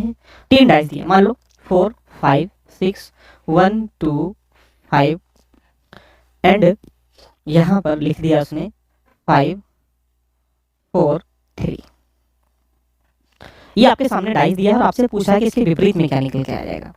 तो ऐसी कंडीशन में किसी के विपरीत में अगर पूछेगा तो आप आराम से उसको बता पाएंगे। कैसे बता पाएंगे? हमें यहाँ पर 3 पासे दिए गए होते हैं, 1 2 और 3। इन 3 पासों में से किसी भी पासे को मानक मानना है। 2 ऐसे पासों को पकड़ना है इनका सिर्फ एक नंबर कॉमन हो। अगर आपने उनको पकड़ लिया तो आप आराम से उसको टैकल करके बता पाएंगे। अच्छा ठीक है, जैसे अगर हम इसको पहले को दूसरे को ले लें तो आप देख पा रहे हैं 4 5 6 है, 5 1 2 है, तो यानी बिल्कुल सही बात है, 1 और 2 को भी ले सकते हैं। आपका मन कर रहा है कि हमारे दुश्मनी 2 से हम 3 को लेना चाहते हैं, कोई दिक्कत नहीं है। अगर हम यहाँ देखें, इसको कॉमन देखें तो यहाँ पर कितना देखो 4 और 5 कॉमन है, यानी 2 कॉमन है, नहीं ले सकते। आपका मन कर रहा है साहब हम तो दूसरे वाले को और थर्ड वाले कॉमन ले लेंगे, उसको पकड़ लेते हैं। जैसे कि यहाँ 5 है और यहाँ पर भी देखो 1 कॉमन है, तो या तो हम थर्ड वाले को और इसको इकट्ठा करेंगे या हम इस वाले को इस वाले को ले लेंगे। किसी को ले लो, आंसर हमें निकाला, हमारा बाकी कोई मतलब नहीं है। अगर हमने पहले को कॉमन लिया तो क्या कॉमन नंबर है? बोलेंगे सर यहाँ से कॉमन नंबर 5 है। लो जी 5 को पकड़ लो, लो जी 5 6 और 4। किस तरीके से? ऐसे ही क्लॉकवाइज घुमाना है। इधर से भी अगर ये 5 है तो लो इसके नीचे ये लिख दो, उसके बाद 1 और ये 2। इससे कहने से क्या हो रहा है? 4 के पीछे 2 है, 6 के पीछे 3 है, 5 के पीछे वो इंसान होगा जो छुपा हुआ होगा, यानी कह सकते हैं यहाँ पर 3 है। तो यानी आप इसको आराम से बता सकते हैं कि 5 के पीछे 3 है। हालांकि गलत लिखा है, समझ लेने के लिए मैंने एग्जाम्पल दे दिया है। तो ऐसी कंडीशन में जब भी आपको गिवन दिया जाए 3 या 3 से ज्यादा पासे, तो आपको इसको आराम से टैकल कर सकते हैं। क्लियर? तो इफ गिवन 3 या मोर देन 3 डाइस तो आप उसको इस पैटर्न से करने का प्रयास कर सकते हैं। बाकी इसमें कुछ भी नहीं करेंगे। टाइप नंबर 4 भी करा के इस टॉपिक को भी एंड करके हम क्वेश्चनों पे भी चलेंगे। टाइप नंबर 4, अब क्या होगा? 2 तरह की कहानी होती हैं। अगर आपको डाइस दिया जाएगा तो आपको सिंबल से पूछता है इसके पीछे क्या है। अगर ये दिया जाएगा तो फिर आपसे डाइस से प्रश्न पूछेगा। एग्जाम्पल बेस पे आपको एक आकृति बना के दे देगा कि बताइए साहब इसके पीछे क्या है। तो ऐसे प्रश्नों को बड़े लाजवाब तरीके से करने का प्रयास करें। और ये मैं ऐसे ही बोल देता हूँ कि साहब एक ही स्टेप में खत्म कर लेंगे। जैसे मैं लिखा A B C D E और F, तो ऐसी कंडीशन में कुछ नहीं करना है। इसके पीछे ये है, इसके पीछे ये है और इसके पीछे ये वाला है, बस। अब आपके सामने कुछ एक्स्ट्रा ऑर्डिनरी हम लोग करने की भूमिका में भी करें। ऐसे प्रश्नों में 4 ऑप्शन देगा निकाल के, A B C D। एक डाइस यहाँ बनाएगा, एक डाइस यहाँ बनाएगा, एक डाइस यहाँ बनाएगा, एक डाइस यहाँ बनाएगा और पूछेगा कि इस आकृति में से कौन सी आकृति सही है। तो अगर आप जान सकते हैं कि अगर A दिखाई देगा तो C दिखाई नहीं देगा, B दिखाई देगा तो D दिखाई नहीं देगा, अगर E दिखाई देगा तो क्या F दिखाई नहीं देगा। तो इसीलिए ध्यान रखिएगा। एग्जाम्पल बेस पे कह सकते हैं कि अगर A यहाँ पर है तो क्या होगा? यहाँ पर B, यहाँ पर F। ये डाइस बिल्कुल सही है। अगर मैं A और यहाँ पर B और C लिख दूँ यहाँ पर तो क्या रॉन्ग हो जाएगा? क्योंकि एक के पीछे क्या है? C है, एक दिखाई नहीं देना चाहिए। तो ये सबसे इंपॉर्टेंट एरिया था जो डाइस को भी हम यहाँ से कंपाइल कर चुके हैं। अगर आपकी समझ में आ चुका तो एक बार क्लैपिंग कर दीजिएगा। हम अगले टॉपिकों पर आपके सामने चलने का प्रयास करते हैं जिससे कि हम मैक्सिमम टॉपिक को आज कवर कर लें और आपके लिए काफ़ी चीज़ें महत्वपूर्ण बन जाएं। राइट, चलें। Okay, right, no doubt. किसी को भी क्वेश्चन भी करेंगे, बहुत सारे क्वेश्चन देखने को मिलेंगे। एक बार सब लोग क्लैपिंग करते हैं जिससे कि हम अपनी कहानी को आगे लेके फटाफट बढ़ना स्टार्टिंग कर दें।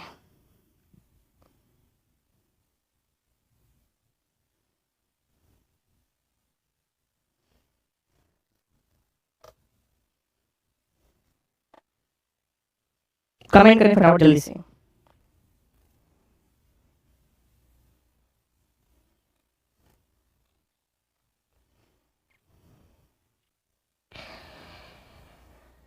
देखेंगे न साथ उस साथी मरते दम तक।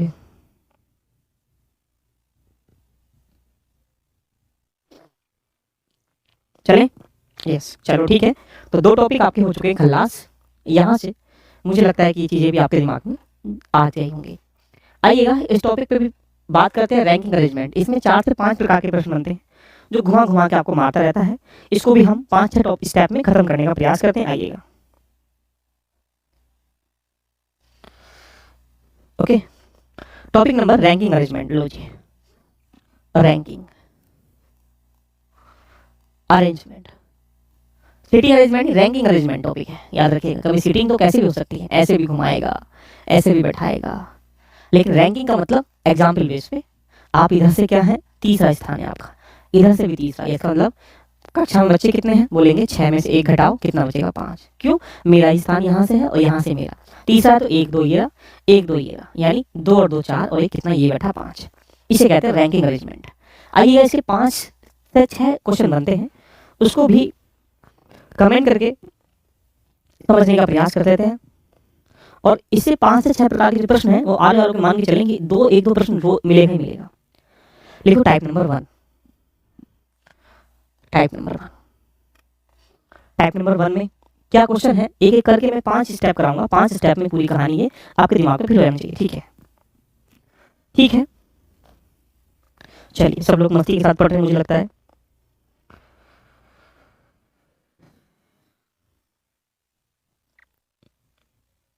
अमिता वर्मा जी बताओ क्या बात है, आपने लिखा है विनोद भाई, बताओ क्या दिक्कत है, कोई दिक्कत?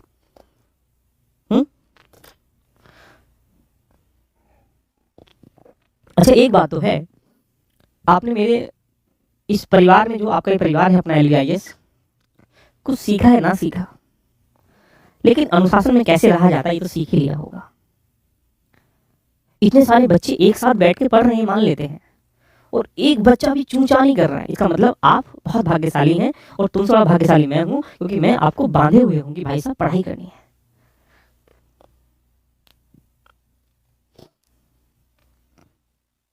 चलो, टाइप नंबर यहां से चलते हैं 1 पे। ठीक है, ये टाइप नंबर पहला, ध्यान रखिएगा ये क्वेश्चन बहुत बार पूछा गया। लिखो, राम की प्रतिष्ठा हुई, राम को लिखते हैं। राम का स्थान बाएं से 39वां एवं दाएं से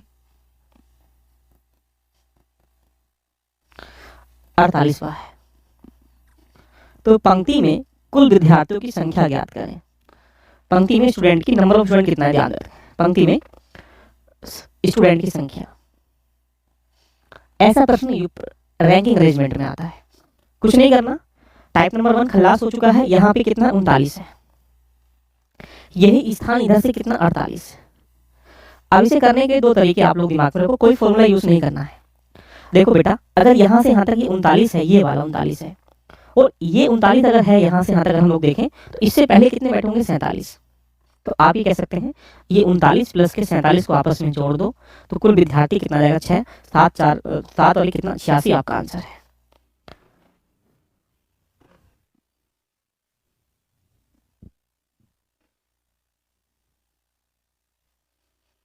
सतासी। कुछ नहीं करना भाई साहब। बोलेंगे सर हमारा मन इधर से निकल, इधर से कर रहा है, लो इधर से कर लेते हैं। कितना बोलेंगे सर, यहाँ से 39 है, ये कितना 48 है। तो अगर हम, प्यारे दोस्तों, मेरे प्यारे बच्चों, अगर हम आपसे कहें कि इधर से अगर 48 है, तो ये कितने होंगे, यहाँ पे बोलेंगे 38 बचेंगे। तो अगर 38 को और 48 को आपस में जोड़ लें, 8 8 16, 7 और 1 8, 86 आंसर निकल के आ जाएगा। टाइप नंबर 1 इज ओवर, कुछ नहीं करना। देखिएगा, रेडी हो, कोई दिक्कत तो नहीं किसी के साथ?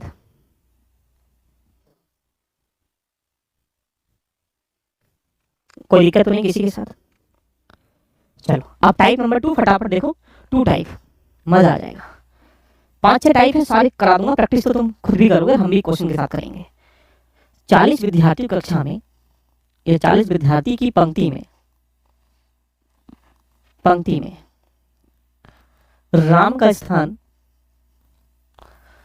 बाएं से 15वां है, तथा वह की पत्नी सीता का स्थान 12वां है। तो बीच में कितना बालक बैठा है, बीच में कितने स्टूडेंट बैठे हैं, कितने विद्यार्थी बैठे हैं। सेकेंड टाइप नंबर 2, कितने विद्यार्थी उपस्थित हैं, कुछ नहीं करना, देखिएगा।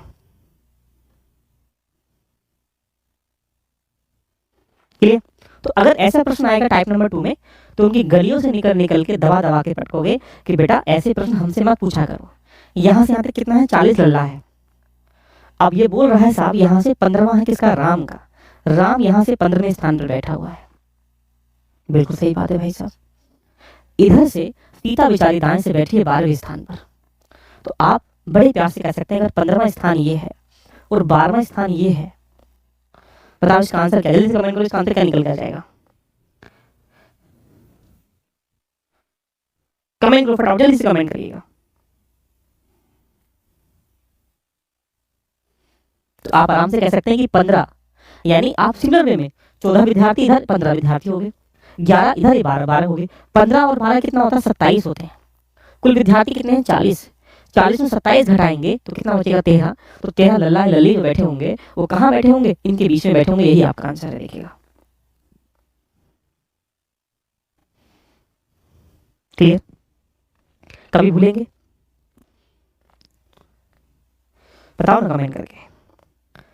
नहीं भूलेंगे ना? स्टेप टू स्टेप समझते चलो, बहुत मजा आ जाएगा। नहीं समझोगे तो कोई और समझ के लेके चला जाएगा। Type number 2 is ready? Yes और नो कमेंट कर दो। एक टाइप को समझा रहा हूँ, 5-6 टाइप बताऊंगा, यहीं से सारा क्वेश्चन सब जाएगा, देखिएगा। चलो टाइप नंबर 3,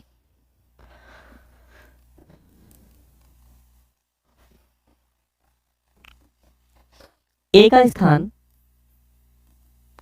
पंक्ति में बाएं से 18वां है तथा बी का स्थान दाएं से 20वां है। यदि दोनों अपना स्थान परिवर्तन करते हैं, बदलते हैं, परिवर्तन करते हैं, तो ए का बाएं से 24वां स्थान हो जाता है। तो पंक्ति में कुछ कितना बालक है, पंक्ति में विद्यार्थी की संख्या ज्ञात करें, विद्यार्थी की संख्या ज्ञात करें। टाइप नंबर 3 में ऐसा क्वेश्चन आपकी छत्र छाया में डाल देगा और तुमसे पूछेगा कि छाया का आंसर क्या है। ऐसे प्रश्न जब तुम्हें दिखाई दे तो उनको लहजे से बात करिएगा, क्योंकि तुम भी तो अब यूपीएससी स्टेट पीएससी के एग्जाम के धुरंधर हो और तुमसे कोई लहजे से बात ना करे, ऐसा हो सकता है। तो यानी तुम अभी समझ नहीं पाओगे तुम किसकी तैयारी कर पा रहे हो, राइट? तो अपने अंदर एक ईगो लेके आइएगा, क्योंकि because you are a student of UPSC examination. आपकी बातों में, आपके चलने में, आपके देखने में, आपके खाने में हुनर होना चाहिए जो हर किसी आदमी को कहीं ना कहीं ये दिखाए कि ये अच्छा व्यक्ति है। इससे पहले अपने अंदर गुणों को डालना पड़ेगा। अब देखो ए का स्थान कितना है, बोलेंगे सर ये 18वां है, यहाँ से ए बाएं से। बी का स्थान कितना है, बोलेंगे सर यहाँ से कितना है, 20वां है, ये भी बैठा हुआ है। सिमिलर वे में अगर समझेंगे मेरे बच्चों तो देखो ए का स्थान 18 से कितना हुआ है, बोलेंगे सर 24 हुआ, इसका मतलब बी पीछे ही बैठा हुआ है। अगर स्थान ये घटता 18 से तो यानी लाइन अंदर तक आ जाती, इसलिए मैंने वहीं रोक दिया। अब ये स्थान कितना हुआ, 24 में हुआ, यानी अगर ए इधर चला जाए और बी इधर चला आए, ऐसी कंडीशन में आप ये कह सकते हैं कि ये जो स्थान है यहाँ से यहाँ तक कितना हो जाएगा, ये 24 में हो जाएगा। अब यहाँ पर ए, आप बड़े प्यार से आप मुझे बताओ, अगर 18 से 24 हुआ है, कभी कभी यही पूछ लेगा कि इन दोनों के बीच में कितना लल्ला बैठा हुआ है, तो आप ये 18 से कहाँ तक आए हैं, 19, 20, 21, 22 और 23, 1, 2, 3, 4, 5 लल्ला बैठा हुआ है। ये भी क्वेश्चन आपका पूछ सकता है। लेकिन कुल पंक्ति में अगर बच्चों की संख्या पूछेगा तो इसका बेहतर आंसर निकालने के लिए रास्ता ये है कि यदि यहाँ से यहाँ तक काउंटिंग करेंगे तो कितना आ चुका है, बोलेंगे 24, यानी ये स्थान 24 है और इधर से कितना स्थान था, 20, यानी 19 बालक और बैठा हुआ है। तो यानी अगर हम यहाँ पर बैठा दें को और इधर से इधर जो बालक बैठा हुआ है इधर वो कितना 19 बैठा हुआ है, तो अगर 24 को 19 को आपस में जोड़ दें तो क्या निकल कर जाएगा आंसर। तो आई थिंक मुझे लगता है कि मेरा मैथ बहुत ही कमजोर है, इसको अगर जोड़ेंगे तो कितना आ जाएगा, 43 और 3 और 1 4, 43 आपका आंसर है। यस और नो? क्लियर यहाँ तक? तो ऐसा प्रश्न अगर आ जाएगा तो आप उसको उड़ा डालोगे। टाइप नंबर 3 भी टाइप नंबर 4 पे चलते हैं, आ जाओ। टाइप नंबर 4 इस तरीके से क्या होता है कि आप रिवीजन भी कर पाते हैं, जो चीजें आप भूल रहे हैं उनको याद कर पाते हैं। इसलिए आर वालों के लिए तो ये रामबाण साबित है और बाकी लोगों के लिए तो ब्रह्मास्त्र है ना। टाइप नंबर बात कर लेते हैं 4 की। राम का स्थान बाएं से 27वां, बाएं से 27वां स्थान है, यानी राम जो है बाएं से 27वें स्थान पर बैठा हुआ है वो राम, और वहीं से जो सुरेश जो है दाएं से 27 में बैठा, यानी वो भी दूसरा भी है, यानी राम और श्याम भी, श्याम दाएं से 27वें स्थान पर है, 27वें स्थान पर है। यदि पंक्ति में 49 विद्यार्थी हैं, ओए होए दिल तोड़ दिया इसने तो भाई साहब, 27 27 54 निकल के आ रहा है। पंक्ति में अगर यहाँ पर 49 विद्यार्थी हैं तो रमेश एवं महेश, रमेश एवं राम के बीच में कितना बालक है, ये कितना विद्यार्थी है, कितना विद्यार्थी है, ऐसा क्वेश्चन जब पूछेगा तो आपको ये क्वेश्चन टाइप नंबर 5 में देखने को मिलेगा। बताइए इसका आंसर क्या है, बड़े प्यार से बताना, दिल की तिजोरी पे हाथ रख के साहब ये क्वेश्चन स्टेप नंबर 1 बहुत इंपॉर्टेंट निकल के आ रहा है, जो सभी के लिए महत्वपूर्ण बन जा रहा है। देखिएगा, बताओ टाइप नंबर 4 बताओ जल्दी से कमेंट करके, फिर हम लोग फटाफट आगे चलते हैं जहां से आपको मजा आ जाएगा। चले भाई साहब कमेंट करो ना, करो ना। 3, अरे वाह विनोद, अर्चित गुप्ता जी 6 बोल रहे हैं। तुम्हारी याद में कोई रोया भी होगा, है ना, तुमको नहीं पता होगा। 3 बोल रहे हैं साहब। देखो दोस्तों, ऐसे प्रश्न जब आपकी छत्र छाया में किसी सेट में या फिर किसी भी एग्जाम आएंगे, कुछ नहीं करना साहब, बड़े प्यार से करना, क्वेश्चन समझाता हूँ। अगर मैं कहूँ कि तुम में से इधर से कोई 5वां स्थान है, दूसरा उधर से कोई 5वां स्थान है, कुल विद्यार्थी कितने हैं, मैं कह दूं 8 है, ये कुल विद्यार्थी कह दूं 7 है, ऐसी कंडीशन में, और मैं बोलूं कि साहब 7 विद्यार्थी हैं, लो जी अगर 7 विद्यार्थी होंगे तो कर लो, 1 2 3 4 5 6 7, 5वां इधर से, तो इधर से कितना 5वां कहाँ तक जाएगा, 2 2 4 1 5वां यहाँ तक जाएगा, इधर से 5वां 2 2 4 1 5 में यहाँ तक जाएगा, यानी ये रहा 5th, ये रहा 5th। विद्यार्थी कितने 7 हैं, तो भाई ये तो बैठा है यहाँ, ये यहाँ बैठा है, कितने बीच में विद्यार्थी बोलेंगे सर 1। इससे अगर हम इसे ट्रिक से फॉलो करें तो 5 और 5 को जोड़ लो, कितना हो गया 10। 10 में से कितने विद्यार्थी हैं 7, उसे घटाओ, कितना बचेगा, बोलेंगे सर 3। अब इस 3 में से 2 लल्ला है, एक ये बैठा हुआ, एक बैठा, इनका स्थान थोड़ी काउंटिंग करेंगे बीच में, यानी इनमें से ये 2 स्थान इसलिए घटाएंगे क्योंकि इसको काउंटिंग नहीं करेंगे, तो आंसर कितना आएगा, देखो 1, देखो यहाँ 1 आ रहा होगा। ऐसे ही आओ इस प्रश्न के लहजे को समझते हैं, एग्जाम्पल को हम इसे समझते हैं। इधर से कितना बोलेंगे सर 27, इधर से कितना 27, इसको आपस में जोड़ लो तो कितना हो जाएगा 27, 27 कितना होता है, बोलेंगे सर 54, 54 में से 49 विद्यार्थी, कितना बचेगा 5, और 5 में से 2 स्थान घटा दो, राम का भी और रमेश का भी, श्याम का भी, तो विद्यार्थी बीच में कितना बैठेगा, तो बोलेंगे सर 3, यही आपका आंसर है, कुछ मत करना। देखिए बोलेंगे सर आज तो सर मजा ही मजा आ रहा है, ऐसा कोई विद्यार्थी जिसको मजा नहीं आ रहा हो, बोलिए कमेंट करके।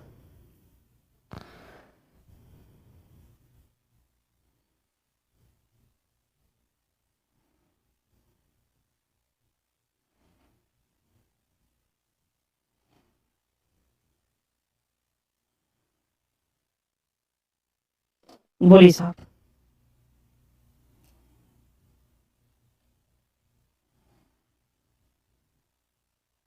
ये सर नो बताए ना कमेंट करके,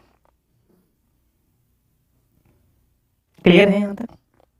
टाइप नंबर कौन सा 4, टाइप नंबर 5, 6 टाइप करेंगे, सबको उठा डालेंगे यहाँ से, लिखो टाइप नंबर 5। लो जी क्वेश्चन ये है, सुधा का स्थान बाएं से 18वां एवं सुधा की फ्रेंड का नाम बताओ, क्या लिखें, है किसी की फ्रेंड का नाम सुधा का, कोई बताओ, हम बोल देते हैं किसी का भी। सुधा का स्थान बाएं से 18वां, और सुधा के साथ क्या लव लें, कुछ भी लिख दो, रीता, रीता का स्थान दाएं से 25वां है। यदि दोनों के बीच में 4 लड़कियां बैठी हैं तो पंक्ति में न्यूनतम विद्यार्थियों की संख्या ज्ञात करें। ऐसा क्वेश्चन भी लगातार वो आपसे पूछता है। देखिएगा, बताइए साहब बड़ा प्यार से क्वेश्चन सजाया है, सजाने वाले ने, वो कौन है, हम तुम हैं। सुधा यहाँ से कौन से स्थान पर 18वें पे, 4 आदमी लड़के बैठे 1 2 3 4 और यहाँ से इधर रीता कौन से 25वें स्थान पर है। तो आप कह सकते हैं 18 19 20 21 22 22 और 25 कितना हो जाएगा 47। आपका आंसर ही निकल के आ रहा है। लेकिन उसने एक वर्ड बोल दिया कि न्यूनतम संख्या ज्ञात करें। इसके लिए हमें न्यूनतम के लिए हमें अंदर लेके आना पड़ेगा। क्या करेंगे देखो, अगर हम बात करें 18 18वें स्थान पर, इधर से ये 25वें स्थान पर, इसके बीच में 4 बालिकाएं हैं, 1 2 3 4।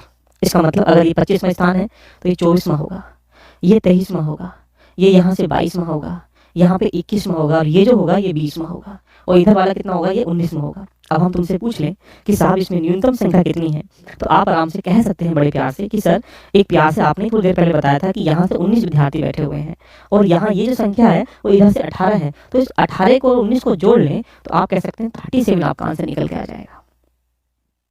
तो अगर न्यूनतम पूछेगा तो 37 है, अधिकतम पूछेगा तो 47 है।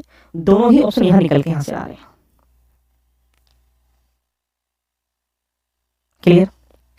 इस बात को किसी में कोई दिक्कत हो तो एक और बताने का प्रयास करता हूं जिससे कि तुम समझ जाओ कि न्यूनतम पूछा गया, इसलिए हमें न्यूनतम संख्या अंदर तक लेकर, जैसे समझो यहां से सुधा बैठी 18वें स्थान पर, इसको अंदर कर दो, ये रहा 25वें स्थान पर। हम ऐसा भी कह सकते हैं बड़े प्यार से अगर देखेंगे, यह 18वां स्थान है तो ये कितना हो 1 2 3 4 विद्यार्थी बैठे हो, तो यानी ये कितना 17वां, ये 16वां, ये 15वां, ये 14वां और ये कितना हो जाएगा बोलेंगे सर 13वां। इसका मतलब आप कह सकते हैं इधर 12 लोग बैठे हुए हैं। तो अगर इधर 12 है और ये स्थान 1 है तो यानी ये कितना 25 और 25 वाला कितना हो जाएगा 37 आपका आंसर है। बड़ी मेहनत से तराशा है तुमको मैंने भी रीजनिंग की तरह, तुम भी किधर से घूम मत जाना, ध्यान रखना, यहाँ से तर्क लगाने की तरह। चलें, मुझे लगता है कि इस स्टेप को भी आप आराम से अपने अनुसार दिमाग में इकट्ठा कर चुके होंगे।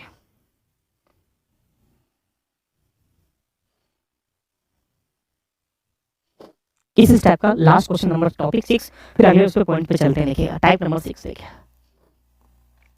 क्या है। चलो टाइप नंबर 6 का मतलब अगर बात करेंगे तो ये है 49 विद्यार्थियों की पंक्ति है, कक्षा ए का स्थान जो है ऊपर से 17वां है, ऊपर दाएं बाएं कुछ भी लिख सकता है जो तुम्हारे ऊपर डिपेंड है, लिख लीजिएगा। 49 विद्यार्थियों की पंक्ति है, ए का स्थान बाएं से 17वां एवं बी का स्थान दाएं से 11वां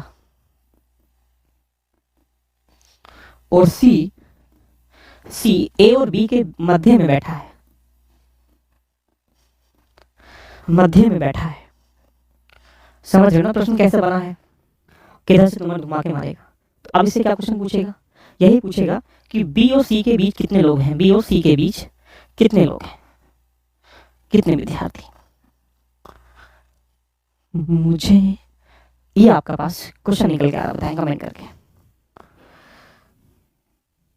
18 25 नहीं जोड़ना मेरे लाल, 18 25 को जोड़ोगे तो तुम ढूंढते रह जाओगे यहाँ पर कुछ और। जो बताया था उसको एक बार दोबारा रिपीट करके देख लेना, मजा आ जाएगा। ऐसा प्रश्न खतरनाक है, इस खतरनाक तरीके से इसको एक्सेप्ट करते हैं। टॉप टाइप नंबर 6 है, इसको भी करके हम अपनी जर्नी को आगे लेके चलते हैं और जो आपकी जो जर्नी होगी वो मंगल में होगी, ऐसा मैं उम्मीद करता हूँ। बताइए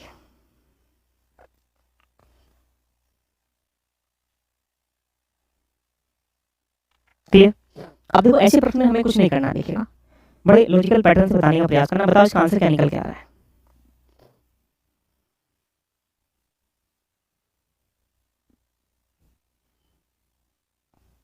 बताओ सब लोग कमेंट करिए कितना आ रहा है।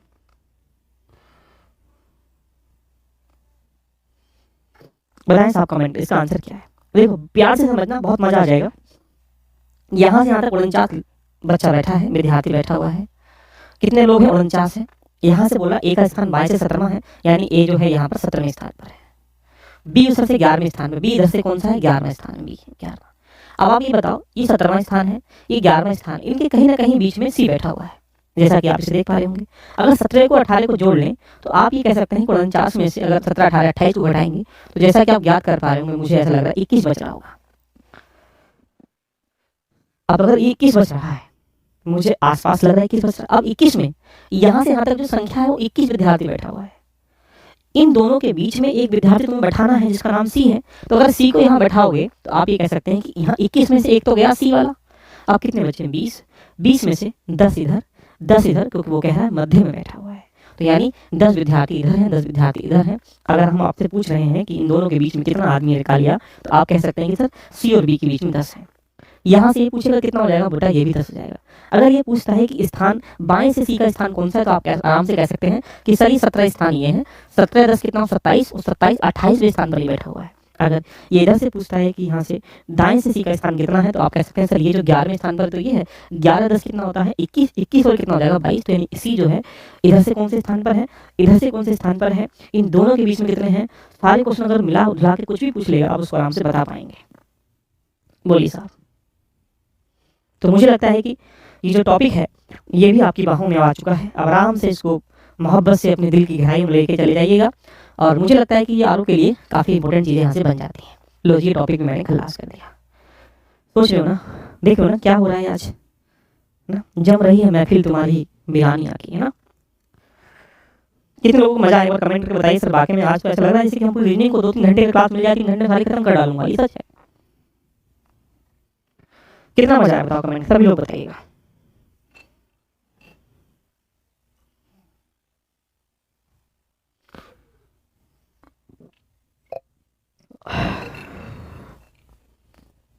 लग रहा है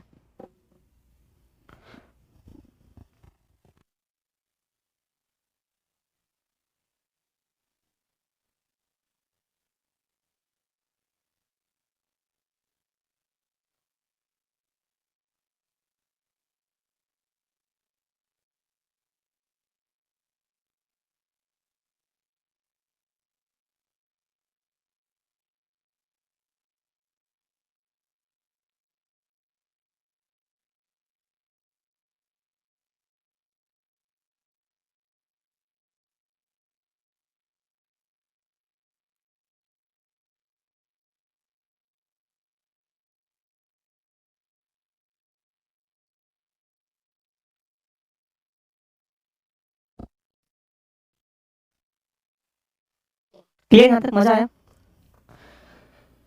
चले आगे टॉपिक पे चलें फटाफट। यहाँ तक मुझे लगता है कि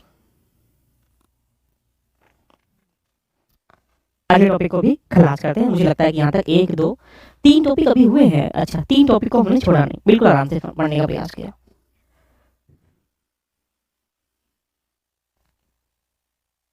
चलो आइएगा, किलो को भी समझते हैं और किलो की भी अर्थियाँ समेटने का काम करते हैं। काफ़ी बड़े बड़े टॉपिक हैं। यहाँ से क्वेश्चन जो है इसलिए पूछ लेता है कि मज़ा आ जाएगा। तो किलो को भी जानने का प्रयास करते हैं। मुझे लगता है कि आराम से चीज़ें टैकल कर पा रहे होंगे। एक बार सब लोग प्यार से कमेंट कर दीजिएगा कि बिल्कुल सर मज़ा आ गया सर। कितने लोगों को दिल खुश हो रहा है सर वाकई में कि क्या बात है सर।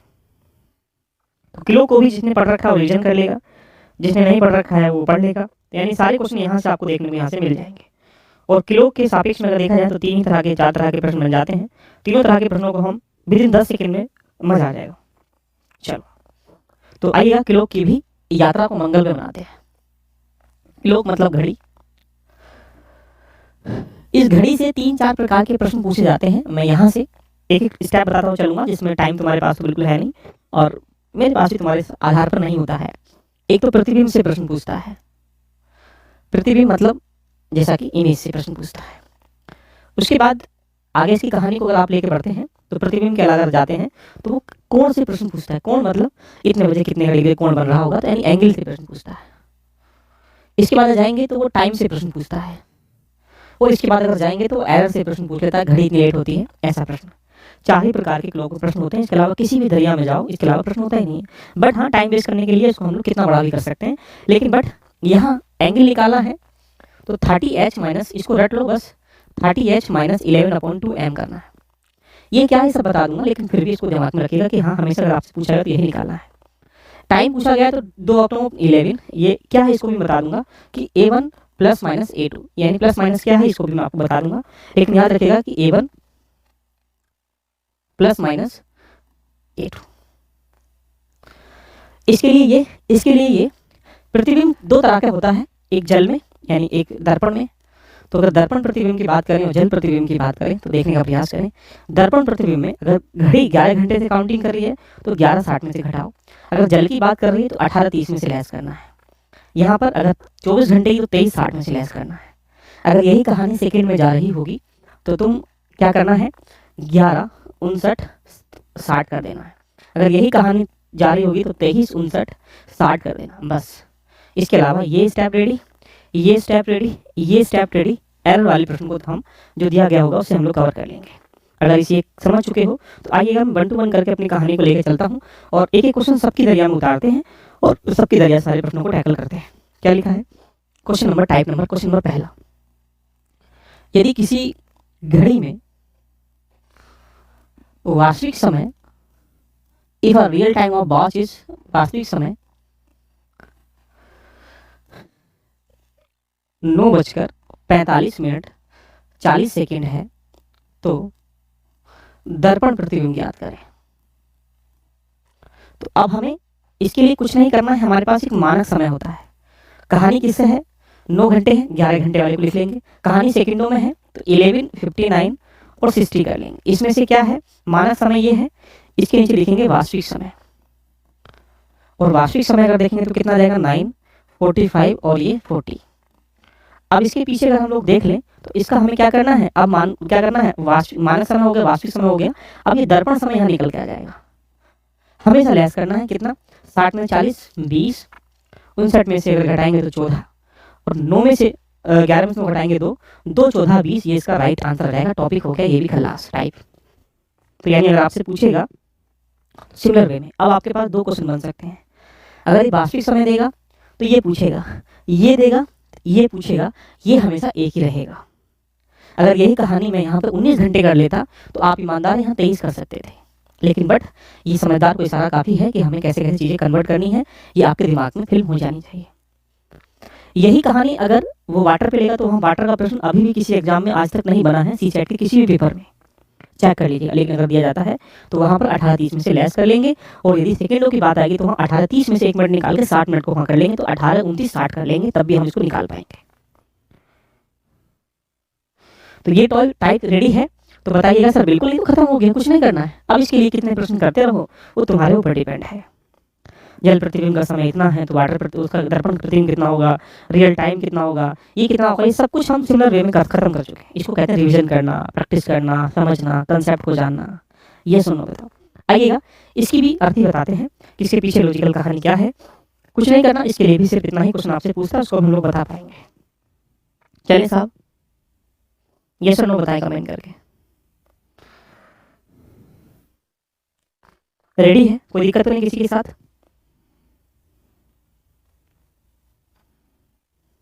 सब लोग कमेंट कर दो साहब, मुझे भी खुशी मिलती है, इतना कुछ बोलने से अच्छा है तुम भी कुछ लिख दो। तो ये कुछ भी पूछेगा यहाँ से इसको निकाल पाएंगे, मुझे ऐसी उम्मीद करता हूँ आपसे। आओ इसको टाइप नंबर 2 को भी खत्म करते हैं। टाइप नंबर 2 में जब भी क्वेश्चन पूछेगा, जैसा कि जानते हैं घड़ी ये है, 360 का कोण होता है, एंगल होता है। इसको बांटेंगे तो 180, इसको बांटेंगे तो 90 है। इसके बाद डालेंगे 1 2 3 निकल कर जाएगा, 1 2 3, ये 4 5 6 और ये 7 8 9 और ये 10 11 12। जैसा कि जानते हैं 90 है तो ये कितना हो जाएगा, 30, ये 30, ये 30, इस तरीके से। तो जब भी ऐसा प्रश्न ये पूछेगा तो कोई आपको टाइमिंग देगा, और टाइमिंग दो सुइयों के बीच का ही कोण होता है, 3 के बीच का सुइयों का कोई कोण होता भी नहीं है। इसलिए जब भी ऐसा प्रश्न देखा लिखेगा, यदि किसी घड़ी में 4:36 मिनट है तो उसके कोण का मान ज्ञात करें। ऐसा प्रश्न जब देगा तो बड़े प्यार से देखना, यदि किसी घड़ी में 4:36 मिनट है तो उसके कोण का मान ज्ञात करें। इसका मतलब घंटे की सुई 4 के नजदीक है, 36 यहाँ मिनट की सुई यहाँ होगी, ये बीच का जो मान है ये आपसे पूछ रहा है। इसके निकालने के लिए हमें कोई नया ग्रंथ रेडी नहीं करना है, जैसा कि मैं बता ही चुका हूँ। कोण निकालने के लिए 30h - 11/2 m करना है। यानी h क्या है, h मतलब जो घंटे का मान है, ये m क्या है, m मिनट का मान है। बस रुक दो, 30 इंटू कितना 4 - 11/2 m का मान कितना है 36। इसको कैलकुलेट कर लो, ये आपका आंसर निकल के आ जाएगा। और जब ये निकल के आएगा तो क्या बोलेंगे, कितना 120 माइनस 2 से काटेंगे तो 18, 18 11 की गुणा करने पे क्या निकल के आएगा, तो मुझे ऐसा लगता है 18 11 कितना होता है 198। इसको लेस करेंगे तो कितना हो जाएगा 78 डिग्री। यही क्या है आपका आंसर है। कुछ नहीं करना साहब, बताइए कमेंट करके। अगर हमसे पूछेगा कि दो एंगल बनेंगे। अगर यहाँ से यहाँ तक का एंगल कितना 78 है। अगर ये देखें बड़ा एंगल, तो बड़ा एंगल हमेशा 180 से बड़ा होता है। तो आप इसको आराम से कर सकते हैं कि 360 में से कितना लेस कर देंगे 78, तो क्या बचेगा, फिर ये वाला भाग बच जाएगा। तो अगर ये भी पूछता है कि बड़े एंगल का मान ज्ञात करें, तो जो रिमेनिंग वैल्यू आई है उसे हम लेस कर देते हैं, यहाँ से निकल के यहाँ से आ जाएगा। मुझे लगता है कि इसको आप लोग आराम से समझ पाए।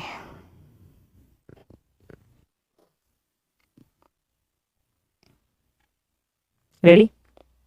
कुछ नहीं करना। अब मैं कोई भी टाइम तुम्हें दे दूं, मुझे लगता है कि आप कुछ भी निकाल पाओगे। मैंने बोला 10-20 पे कितना एंगल होगा, तो आप आराम से कुछ नहीं करना है। 4-50 पे तो कुछ भी नहीं करना है। 10-25 पे कुछ नहीं करना है। 9-28 पे कुछ नहीं करना है। सारे आंसर तुम्हारी टिप्स में है, दिखेगा। रेडी? तो अगर छोटा एंगल हमेशा 180 से छोटा होगा, बड़ा एंगल 180 के बाद होगा, क्योंकि इस पे इतनी ज़्यादा गुंजाइश नहीं है कि हाँ यहीं से प्रश्न वो आपको घुमा घुमा के लेके आ जाएगा। आगे चलते हैं हम लोग यहाँ पर टाइम कैसे निकालते हैं।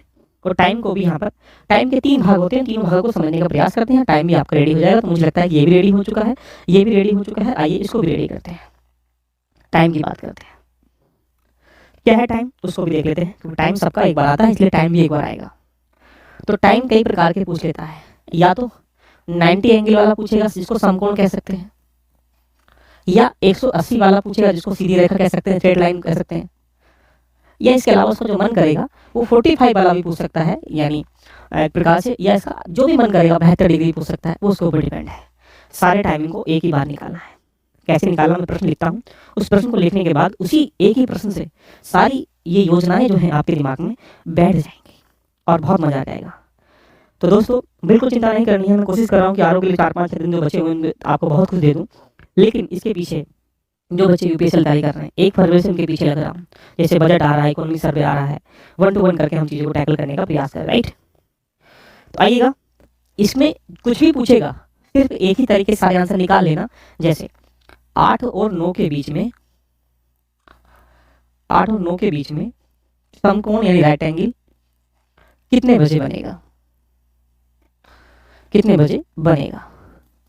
तो यानी आप ये कह सकते हैं कि ऐसा प्रश्न वो किसी के बीच में डाल सकता है, 8, 9 के, 4, 5 के, 6। अब ये तो है नहीं कि साहब 8, 10 के बीच में पूछ लेगा। भाई 8, 9 के बीच में अलग बनेगा, 9, 10 के बीच में अलग बनेगा। इस प्रकार से वो क्वेश्चन लगातार आपसे पूछता हुआ चला जाएगा। इसलिए अगर हम लोग देखें तो आपके दिमाग में पिक्चर बन पा रही होगी कि जो ये रही घड़ी, ये रहा 12, 1, 2, 3, 4, 5 और ये 6। यहाँ से कितना 7, 8, 9, 10, 11। अब वो पूछ रहा है साहब 8, 9 के बीच में। तो अगर घंटे की सुनी तो कंफर्मेशन है कि 8, लेकिन मिनट की सुनी टक टक टक टक टक टक टक टक टक टक टक टक यहाँ तक करती करती जब आएगी, तो ये पूछ रहा है कि 90 डिग्री का गैप कब होगा। तो एक बार तो पहले होगा, लेकिन जैसे ही मिनट की सुनी आगे बढ़ेगी यहाँ से यहाँ तक, तो जब ये यहाँ को आगे बढ़ेगी तो एक गैप यहाँ होगा। तो यानी ये कह सकते हैं कि 90 डिग्री है, एक 8 से पहले यानी 8 से जो सुनी है ये पहले बजाएगी। यानी 8 का मतलब 8:30 बजे बजा सकती है, एक कब बजाएगी, बाद में बजाएगी। यानी 90 डिग्री का मतलब ये रहा कि 90 डिग्री का कोण कब बनाएगी। इसलिए सिर्फ इस फॉर्मूले को यूज़ कर लेना, बाकी दुनिया का फॉर्मूला कोई मतलब नहीं। क्या फॉर्मूला बताया था मैंने, 2/11 क्या था, A1 + -A2। अब ये A1 क्या है इसको समझ लो। A1 का मतलब दिया गया होता है कि गिवन एंगल कितना है। गिवन एंगल का मतलब बताता हूँ, देखिएगा। गिवन एंगल का मतलब ये होता है कि साहब अगर हम ये देखें तो यहाँ से यहाँ तक कितने का अंतर बोलेंगे, 30 का। दिया क्या गया है 8, तो 8 का मतलब आप समझते हैं कितना हो जाएगा, 8 की 30 से गुणा करने पर कितना जाएगा, 240। तो यानी A1 का मान कितना हो जाएगा, 8 × 30 = कितना, 240। अच्छा ठीक है, सब बात को हम तुम्हारी मान गए। A2 की मतलब बात होता है जो स्मॉलर नंबर होता है, यानी एक प्रकार से कह सकते हैं A2 मतलब A2 का मतलब ये कह सकते हैं गिवन एंगल। गिवन नहीं, यहाँ पर A1 का मतलब तो ये हो गया कि यहाँ पर एंगल कितने का है, और ये होगा गिवन एंगल। ऐसे करके लिख लीजिएगा जिससे कि समझने में आपको यहाँ से आसानी हो जाए। तो A2 क्या है, गिवन एंगल। तो गिवन एंगल कितना है बोलेंगे, समकोण। समकोण मतलब A2 का मान हो गया 90 एंगल, और A1 कितना हो गया है 8 × 30 240। और उसको सोल्यूशन करते हैं, मजा आएगा। 2/11 मल्टीप्लाई A1 का मान कितना हो गया, 8 है, तो 8 या 24 240। अगर 7 के बीच में होता 210, 6 के बीच में होगा 6 या 180, 5 के बीच में होता 5 या 15 150, अगर 4 के बीच में होता 4 या 12 120। ठीक है, प्लस गिवन एंगल कितना है 90 डिग्री, क्योंकि 90। अगर ये सोचो समकोण की जगह 45 लिखता, हम लोग यहाँ पर 45 लिखते हैं। अगर यहाँ लिखता 60 तो हम 60 लिखते, कुछ नहीं करना। लो जी, अब इसको बेटा प्यार से मोहब्बत से सोल्यूशन करना, दिल खुश हो जाएगा। 2/11 एक बार जोड़ लो, प्लस माइनस है। 240 और 90 कितना होता है, मैथ कमजोर है जैसा कि आप जान सकते हैं, गुणा करने पर ये कितना आ जाएगा, 60 इसमें डाल दो 330 हो जाएगा। सॉल्यूशन एक बार घटा के कर लो, घटाने पे क्या होगा, 2/11 इंटू 240 में से 90 घटाएंगे तो कितना घटाएंगे, बोलेंगे सर 150। ऐसा करने पे कितना जाएगा, 300/11। आप देखो कितना हो गया, 33 दूनी कितना, 660 बटे कितना हो जाएगा, 11। 11 छंग कितना होता है, 66 होता है, यानी पूरा 6 कट जाएगा। तो मुझे लगता है कि 60 पूरा एग्जैक्ट निकल के यहाँ से आएगा, राइट। दूसरे की बात करेंगे, 2/11 300, 11 दूनी 22, 8, 11 11 77, कितना बचेगा, 11 2 22, 80 हो गया। 11 7 77, 3 बचेगा, तो यही सही 3/11 मिनट। ये कितना एग्जैक्ट कर रहा है, 60 मिनट, यानी कह सकते हैं तो 9 बजे ही 90 का हो जाएगा। अब आपके सामने दो स्टेटमेंट बन रहे हैं कि 8 और 9 के बीच में कब होगा, तो एक आंसर होगा 8 बजकर सही 3/11 मिनट पर ये 90 डिग्री निकल के आएगा। एक कब होगा, 8-9 के बीच में, फिर एग्जैक्ट 9 PM पर होगा, यानी 9 बजे होगा और कभी नहीं होगा। तो 2 बजे 2 बार ये समकोण बनाएगी, एक तो एग्जैक्ट 9 बजे बनाएगी सुनिए, और एक 8:23 3/7 11 मिनट पर बनाएंगे। क्लियर, 8 मतलब मैं एक क्वेश्चन और बारी करता हूँ जिसमें तुम्हारा दिल खुश हो जाए। लो जी, 5 और 6 की बात कर रहा हूँ। 5 और 6 के बीच में समकोण कब बनेगा, समकोण मतलब 90, तो क्या करेंगे, 2/11 A1 प्लस के A2। अच्छा, 2/11 A1 कितना है, 5, 5 दिया 150, A2 गिवन 90 है, 90 प्लस माइनस। अब देखो सोल्यूशन करना, 2/11 इंटू 150, 90 240, 2/11 कितना 150 और 90 माइनस करेंगे तो कितना, जैसा कि आप जानते हैं यहाँ पर 60 आ जाएगा। ये क्या हो जाएगा, 240 दूनी कितना होता है, बोलेंगे सर 480/11। 11 से भाग करेंगे, 11 चौक 44, 4 हो गया, 11 तिया 33, 7/11। एक आंसर तो ये आ रहा है। इधर से करेंगे 60 दूनी कितना, 120/11। 11 से भाग करेंगे, 11 ढाई 110, 10 सही 10/11, यानी ये आपका। अब आपके पास दो आंसर निकल के आएंगे, क्या, 5:43 सही 7/11 मिनट पर समकोण होगा, 5:10 सही 10/11 मिनट पर समकोण होगा। ये दो स्टेटमेंट आपके आंसर है।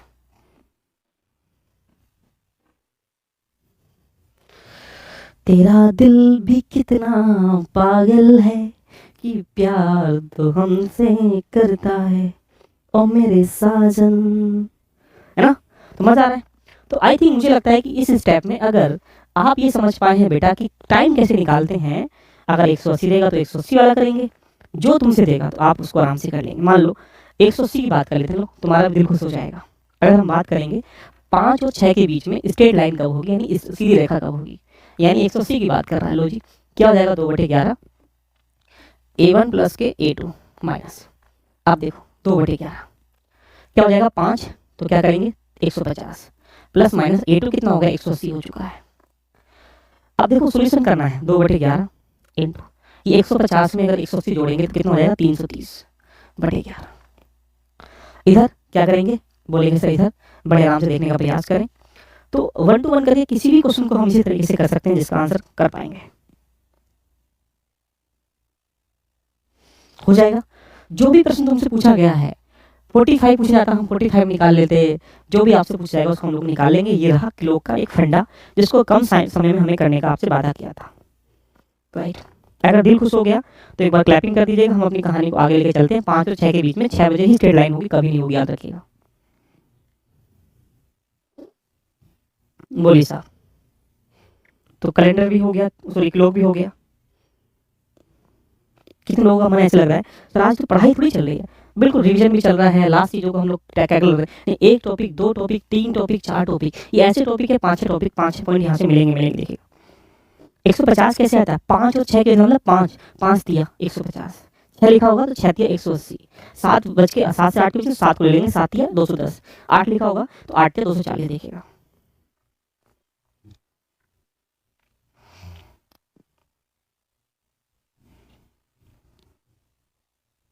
Very good.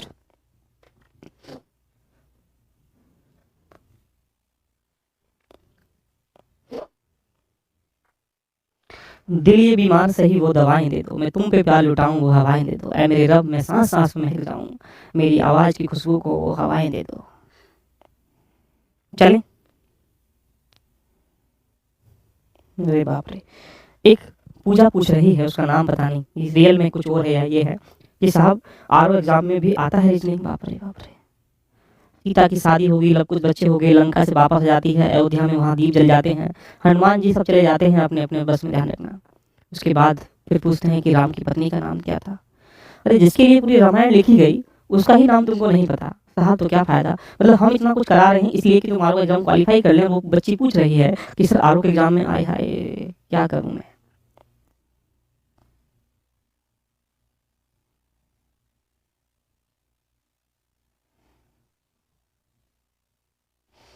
आइएगा, अब हम कुछ प्रश्नों को लेके आते हैं, जैसे कि मैं इतने से बोल रहा था, अब तुम बोलोगे। उसके बाद मैं 2-3 टॉपिक और खलास करा दूँगा, बस तुम डटे रहना, जमे रहना अपने लक्ष्य तक, बस तुम भागना नहीं है कहीं भी, ठीक है?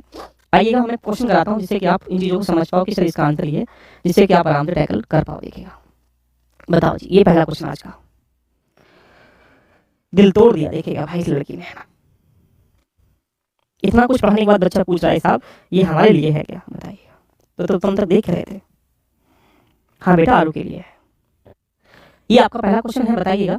ऐसा प्रश्न आरू में जितने प्रश्न दिखा रहा हूँ ये सी सेट में आए हुए हैं, इसलिए इनको ध्यान से समझने का प्रयास करें। इसका आंसर क्या बताओ।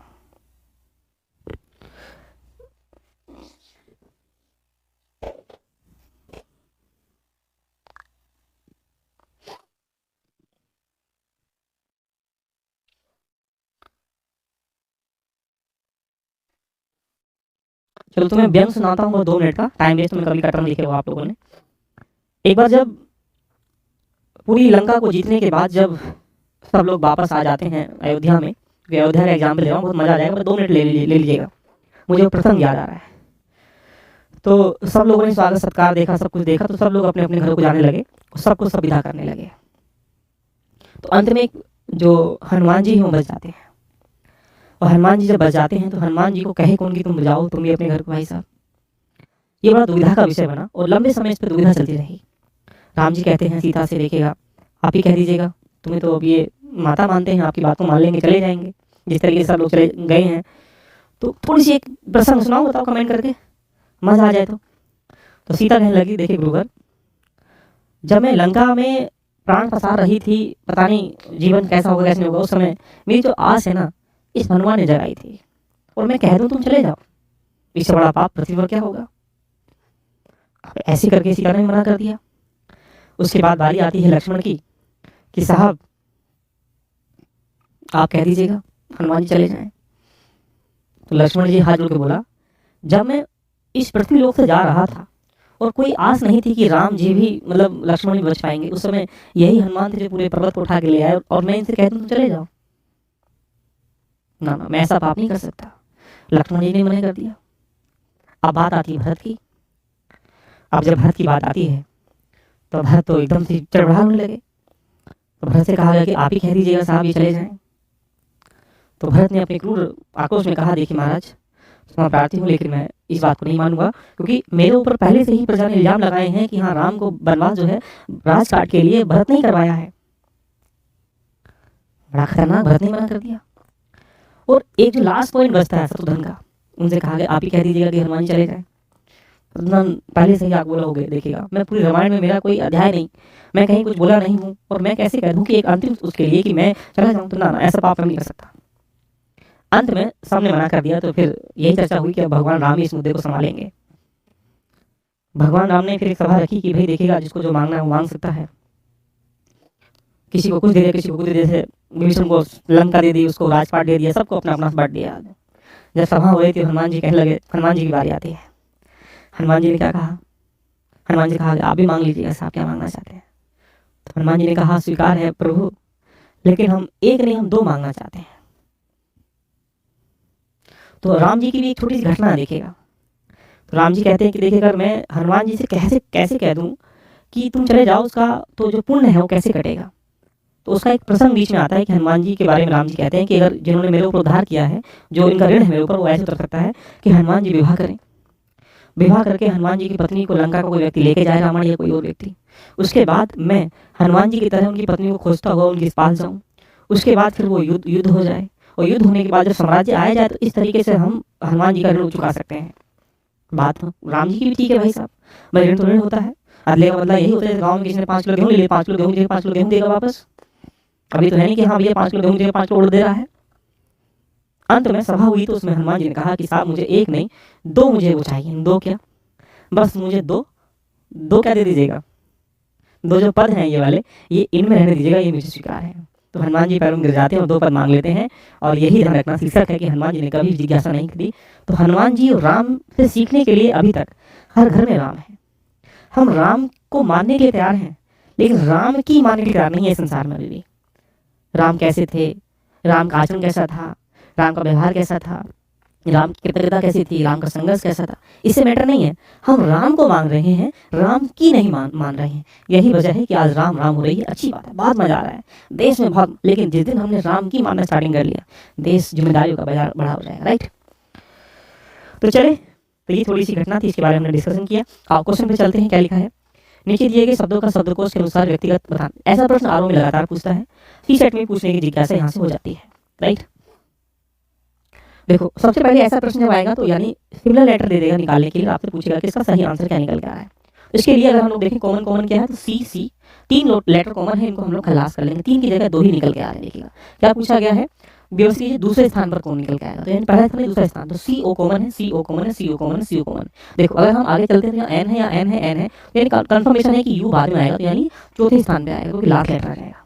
इसको आप देखेंगे भी नहीं तुम्हारी गलियों से, क्योंकि वहाँ 3 में से हमारे 2 निकालने हैं। चलो सी एन आगे, सी एन आगे, सी एन आगे, यहाँ पे सी है, यहाँ एफ है, यहाँ सी है, तो सी पहले आएगा, एफ पहले आएगा, यानी एफ बाद में आएगा, तो यानी आप कह सकते हैं तीसरे स्थान पे आएगा। आगे चलते हैं इस कहानी को लेकर, ये क्या एल है, यहाँ ई है, तो ई पहले आएगा, एल पहले आएगा, बोलेंगे ई पहले आएगा, तो ये पहले स्थान पर आएगा, दूसरे स्थान पर आएगा। तो इसका बेस्ट आंसर क्या निकल के आ रहा है, बोलेंगे सर इसका ए राइट ऑप्शन। देखिए ऐसे प्रश्न जब आपकी छत्र छाया में डाला जाए तो उसको इस तरीके से घुमाने का प्रयास करिएगा। क्लियर। क्वेश्चन नंबर 2 आपकी थाली में ये रहा, फटाफट 10-15 क्वेश्चन करते हैं, देखते हैं वहाँ लेवल क्या है। लो जी, ऐसे प्रश्न लगातार वो रीजनिंग के सापेक्ष में यूपीपीसीएस आरओ में इस समय डाल रहता है, उसको भी देखते हैं। क्या लिखा है, विद्युत जिस प्रकार तार से संबंधित है उसी प्रकार पानी किससे संबंधित। देखिए ऐसे प्रश्न लॉजिकल होते हैं, बताओ कमेंट में दूसरे का आंसर क्या है, दूसरे का आंसर बताओ फटाफट, जल्दी से कमेंट करो, हम आगे चलते हैं।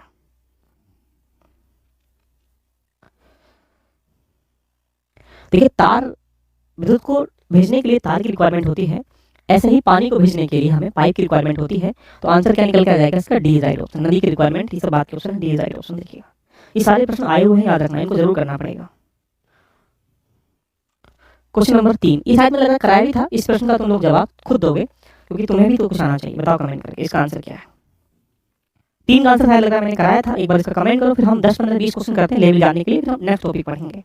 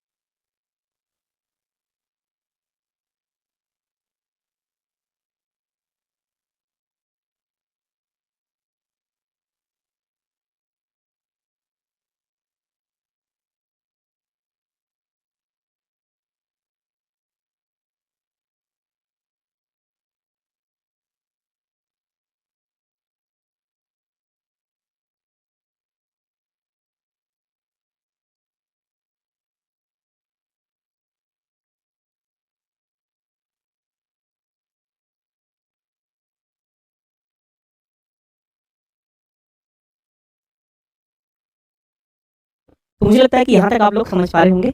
इसका आंसर हम लोग बताएं, क्योंकि ये क्वेश्चन मैं करा भी चुका हूँ आपको, राइट। बिल्कुल ऐसे सेक्शन में उसने कुछ नहीं किया है, 2 की मल्टीप्लाई 2 से करके 2 जोड़ दिया गया है, तो 2 की मल्टीप्लाई 6 से करके उसमें फिर 4 जोड़ देंगे, 2 छक्का 12 को 4 जोड़ देंगे, राइट। ऐसे करने से मुझे लगता है कराए भी थे, तो पिछली बार मैंने कराया भी था, बिल्कुल सही बात है। तो इसका आंसर स्टेटमेंट क्या निकल कर जाएगा, 168 बिल्कुल राइट ऑप्शन है। चलो क्वेश्चन नंबर 4 आपके सामने रहा, क्वेश्चन नंबर 3, सॉरी 3 तो क्वेश्चन नंबर 4 बताओ इसका आंसर क्या है, बताइए इसका आंसर क्या है।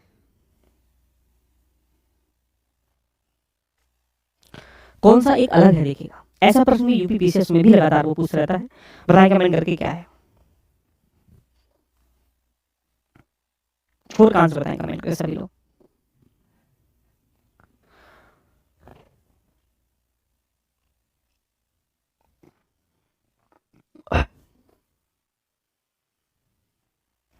देखिएगा अगर हम लोग बात करेंगे बड़े प्यार से, इसका आंसर अगर आप देख पा रहे होंगे, तो इसका सी ही निकल के आ जाएगा।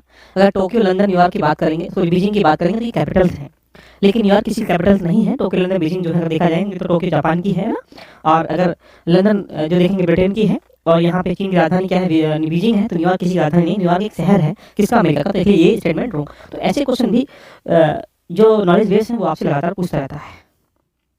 Very good. क्वेश्चन नंबर 5 आपके सामने देखिए, बताओ इसका आंसर क्या निकल के आ रहा है। लग रहा है मुझे मैंने ये बताया भी था आपको, नहीं बताया तो फिर भी आप बताओ। क्वेश्चन नंबर 3 के बाद क्वेश्चन नंबर 5 5 6 12 4 3 4 2 3, यहाँ पे आपको बताना 18 27 96 का आंसर क्या निकल के जाएगा।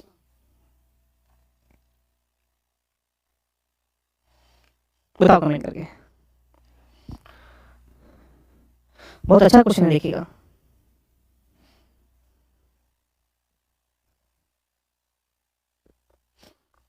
बताइए साहब, देखो इसको करने के लिए हमें कुछ नहीं करना है, 4 5 9 हो गया, 9 दूनी 18 बिल्कुल सही स्टेटमेंट है।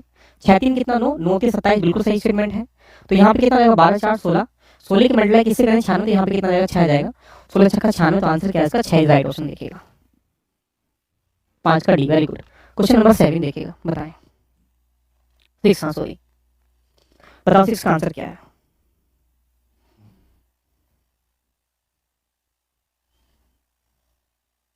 निम्नलिखित में से कौन सा शेष 3 से भिन्न है, देखिए। अगर कंपास की बात करेंगे, सुई की बात करेंगे, चुंबक की बात करेंगे, ये दिशा सूचक है, लेकिन दिशा ही अपने आप में दिशा नहीं है। तो इसलिए इसका आंसर क्या है, ए राइट ऑप्शन देखिएगा। यानी कह सकते हैं बाकी विकल्प कंपास, सुई सब अपने अपने यहाँ पे डिफरेंट है, क्योंकि वो कहना है डिफाइन करते हैं कंडीशन अकॉर्डिंग टू डायरेक्शन को, इसलिए स्टेटमेंट ये निकल के जाएगा। क्वेश्चन नंबर 7 आपके सामने, ये तो शायद मैंने कराया था, याद होगा आपको, AI मोटो कुछ लिखा होगा मैंने, कोई दिक्कत नहीं, अगर रिपीट हो रहा है तो उसको ध्यान में रखने का प्रयास करें, क्या निकल के आएगा। अंग्रेजी वर्णमाला के कितने ऐसे अक्षर हैं कि दर्पण में अपने मूल रूप में समान दिखाई देते हैं। तो जैसा कि इसके बारे में हम लोगों ने बताया भी था कि ए है H, A high Motu Motu, you V W x और ए वाई। लेटर कितने हैं, 3 और 4 7 7 4 11 ऐसे लेटर हैं जो अपने मूल रूप में दिखाई देते हैं। ये यूपीएससी ने भी सी सेट में 2023 में पूछा, याद रखिएगा। बस उसने इतना पूछा कि कितने दिखाई नहीं देते हैं, तो इसमें से घटा दो, आंसर निकल के आ जाएगा। तो यानी इसका आंसर क्या है, सी राइट ऑप्शन देखिएगा। क्वेश्चन नंबर 8 आपके सामने, फटाफट देखो क्या है क्वेश्चन नंबर 8। निम्नलिखित में से भिन्न चुनिए। भिन्न मतलब आपको बताना है क्या है इसका आंसर, बताओ प्यार से।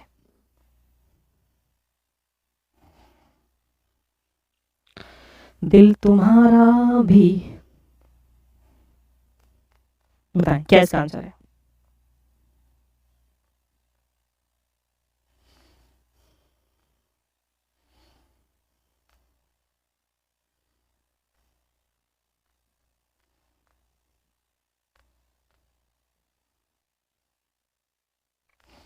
आठ का आंसर बताओ क्या है। सबकी हो रही है टाइम टू फिश 8वें आंसर में।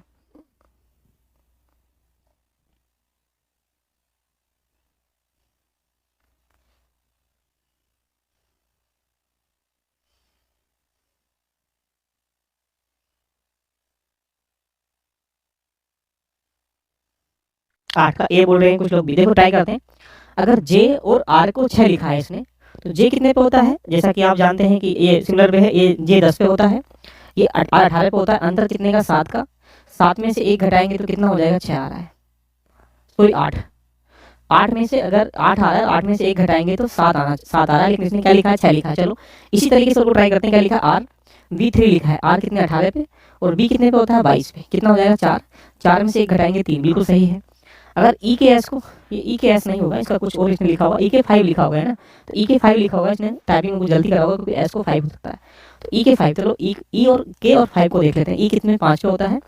के की बात करेंगे, जे के 11 पे, कितना हो गया, 6। 6 में से घटाएंगे कितना, 5, बिल्कुल सही है। अगर डी जी 2 पे देखेंगे तो डी कितने पे होता है, 4 पे होता है, ये 7 पे होता है। तो डी 4 पे, ये 7 पे, 3 आया, 3 में से 1 घटाएंगे कितना, 2, बिल्कुल सही है। बस ओनली जे आर 6 में सेम होना चाहिए था, या उसको गलत होना चाहिए। तो आंसर क्या निकल के आ जाएगा इसका, ए राइट ऑप्शन देखिएगा। Question number 9। क्वेश्चन नंबर 9 तो शायद लग रहा है मुझे कराया भी था मैंने, लेकिन फिर भी याद रखिएगा इसका आंसर क्या, बताओ क्वेश्चन नंबर 9 का। कमेंट करो इसका आंसर क्या है।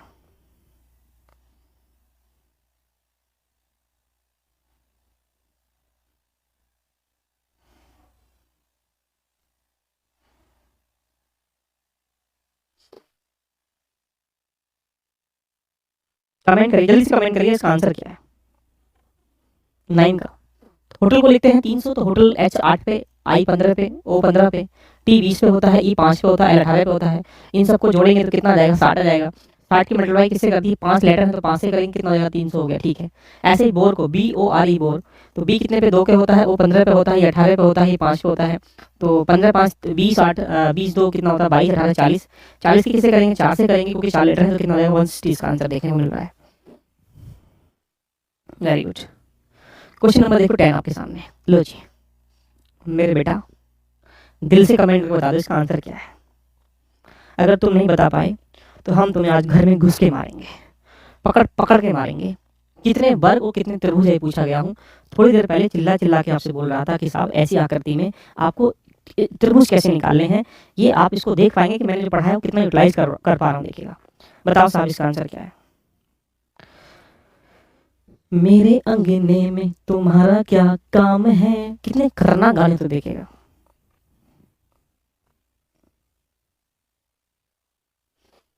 मस्त रहना सीखो। पहले सबसे पहली जिम्मेदारी है कि अगर आप प्रसन्न नहीं है, दूसरा देख कर भी तुमको कहीं ना कहीं दुखी हो जाएगा। इसलिए ध्यान रखिएगा कि एक ही दवा है, कितना ही दर्द हो बस उस दवा के जीना चाहिए। अगर तुम्हें खुशी मिल रही है इस प्रश्न को देखकर कि सर वाकई में अगर हम वो त्रिभुज काउंटिंग करना नहीं सीखते तो मुझे ऐसा लगता है कि इस प्रश्न को तुम नहीं कर पाते। कमेंट कर दो एक बार प्यार से, सर वाकई में आज दिल खुश कर दिया कि यदि उस स्टेप को नहीं समझते तो आप इस प्रश्न को नहीं कर पाते। क्यों, आप देखो मैंने थोड़ी देर पहले क्या बताया था, काउंटिंग करेंगे 1 2 3 4, 4 दूनी 8, 8 16 हो गए। लेकिन मैंने क्या कहा था, एक ये वाला और एक ये वाला बताया था ना, एक एक जोड़ने के लिए सेम कराया था। तो 18 18 त्रिभुज कहाँ है, इसी ऑप्शन में, बस भागाओ, कुछ करना ही नहीं। देखेगा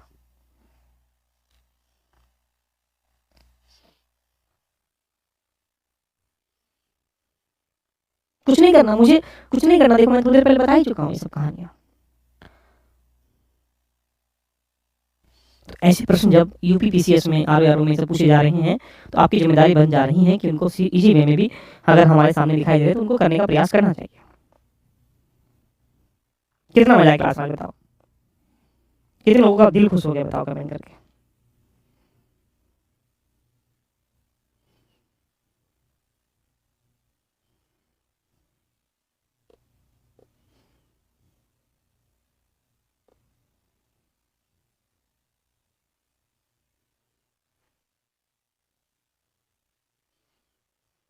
ठीक है, तो ये सारी चीज़ें आपको मिल जाएंगी। तो मुझे लगता है कि एक दिन क्लास और ले ली जाए तो ये सारे क्वेश्चन भी आपके हो जाएंगे और बाकी जो टॉपिक हमारे नहीं हो पाए हैं तो मुझे लगता है कि मुझे एक क्लास की और नीड है। आप बताओ कल कब की जाए वाली क्लास, जैसे कि जो टॉपिक यहाँ पर मैं लिख रहा था अभी।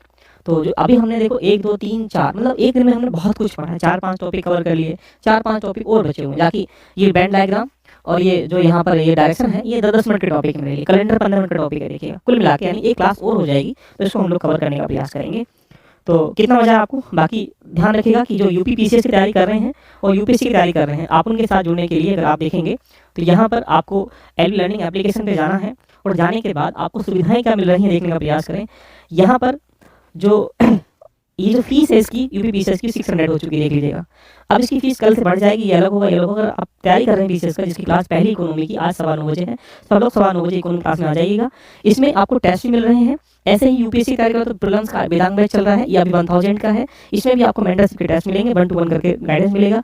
जो बच्चे आरओ की तैयारी कर रहे हैं तो अगर आप अभी तक आपने ज्वाइन नहीं किया तो आरओ के टेस्ट के लिए यहाँ पर उसको ज्वाइन कर सकते हैं। सभी पर गणतंत्र दिवस के या 26 जनवरी के अवसर पर देखा जाए, जो ये हमारे रूप में आपको यहाँ पर 70% डिस्काउंट मिल रहा है। आप कोई सा भी बैच जाकर इसको ज्वाइन कर सकते हैं, ठीक है। तो अभी आप लोगों के साथ मिलते हैं कितने बजे, 9:15 बजे। वहाँ पर इकोनॉमी स्टार्ट करेंगे UPPCS बैच में और वहीं से कहानी आपकी स्टार्टिंग हो जाएगी। बाकी किसी को कमेंट है तो एक बार कमेंट करके मुझे बताइएगा, फिर आज की कहानी को यहीं पर ऑफ कर लेते हैं, एक क्लास और कर लेंगे किसी दिन इसको, है ना। क्लियर, मजा आया।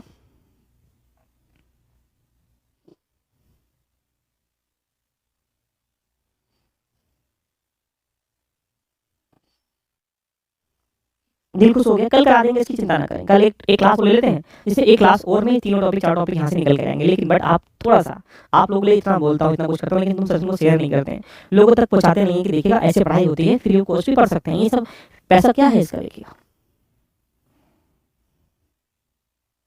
राइट।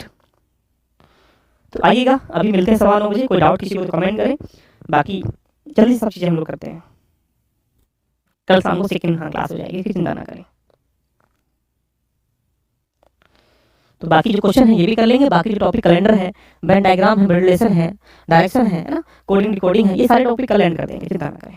ठीक है, लव यू ऑफ यू। मिलते हैं अभी कितने बजे, 9:15 बजे। तब तक मस्त व्यस्त खा पी के आइएगा, हम भी आते हैं। Bye bye, take care, love you of you.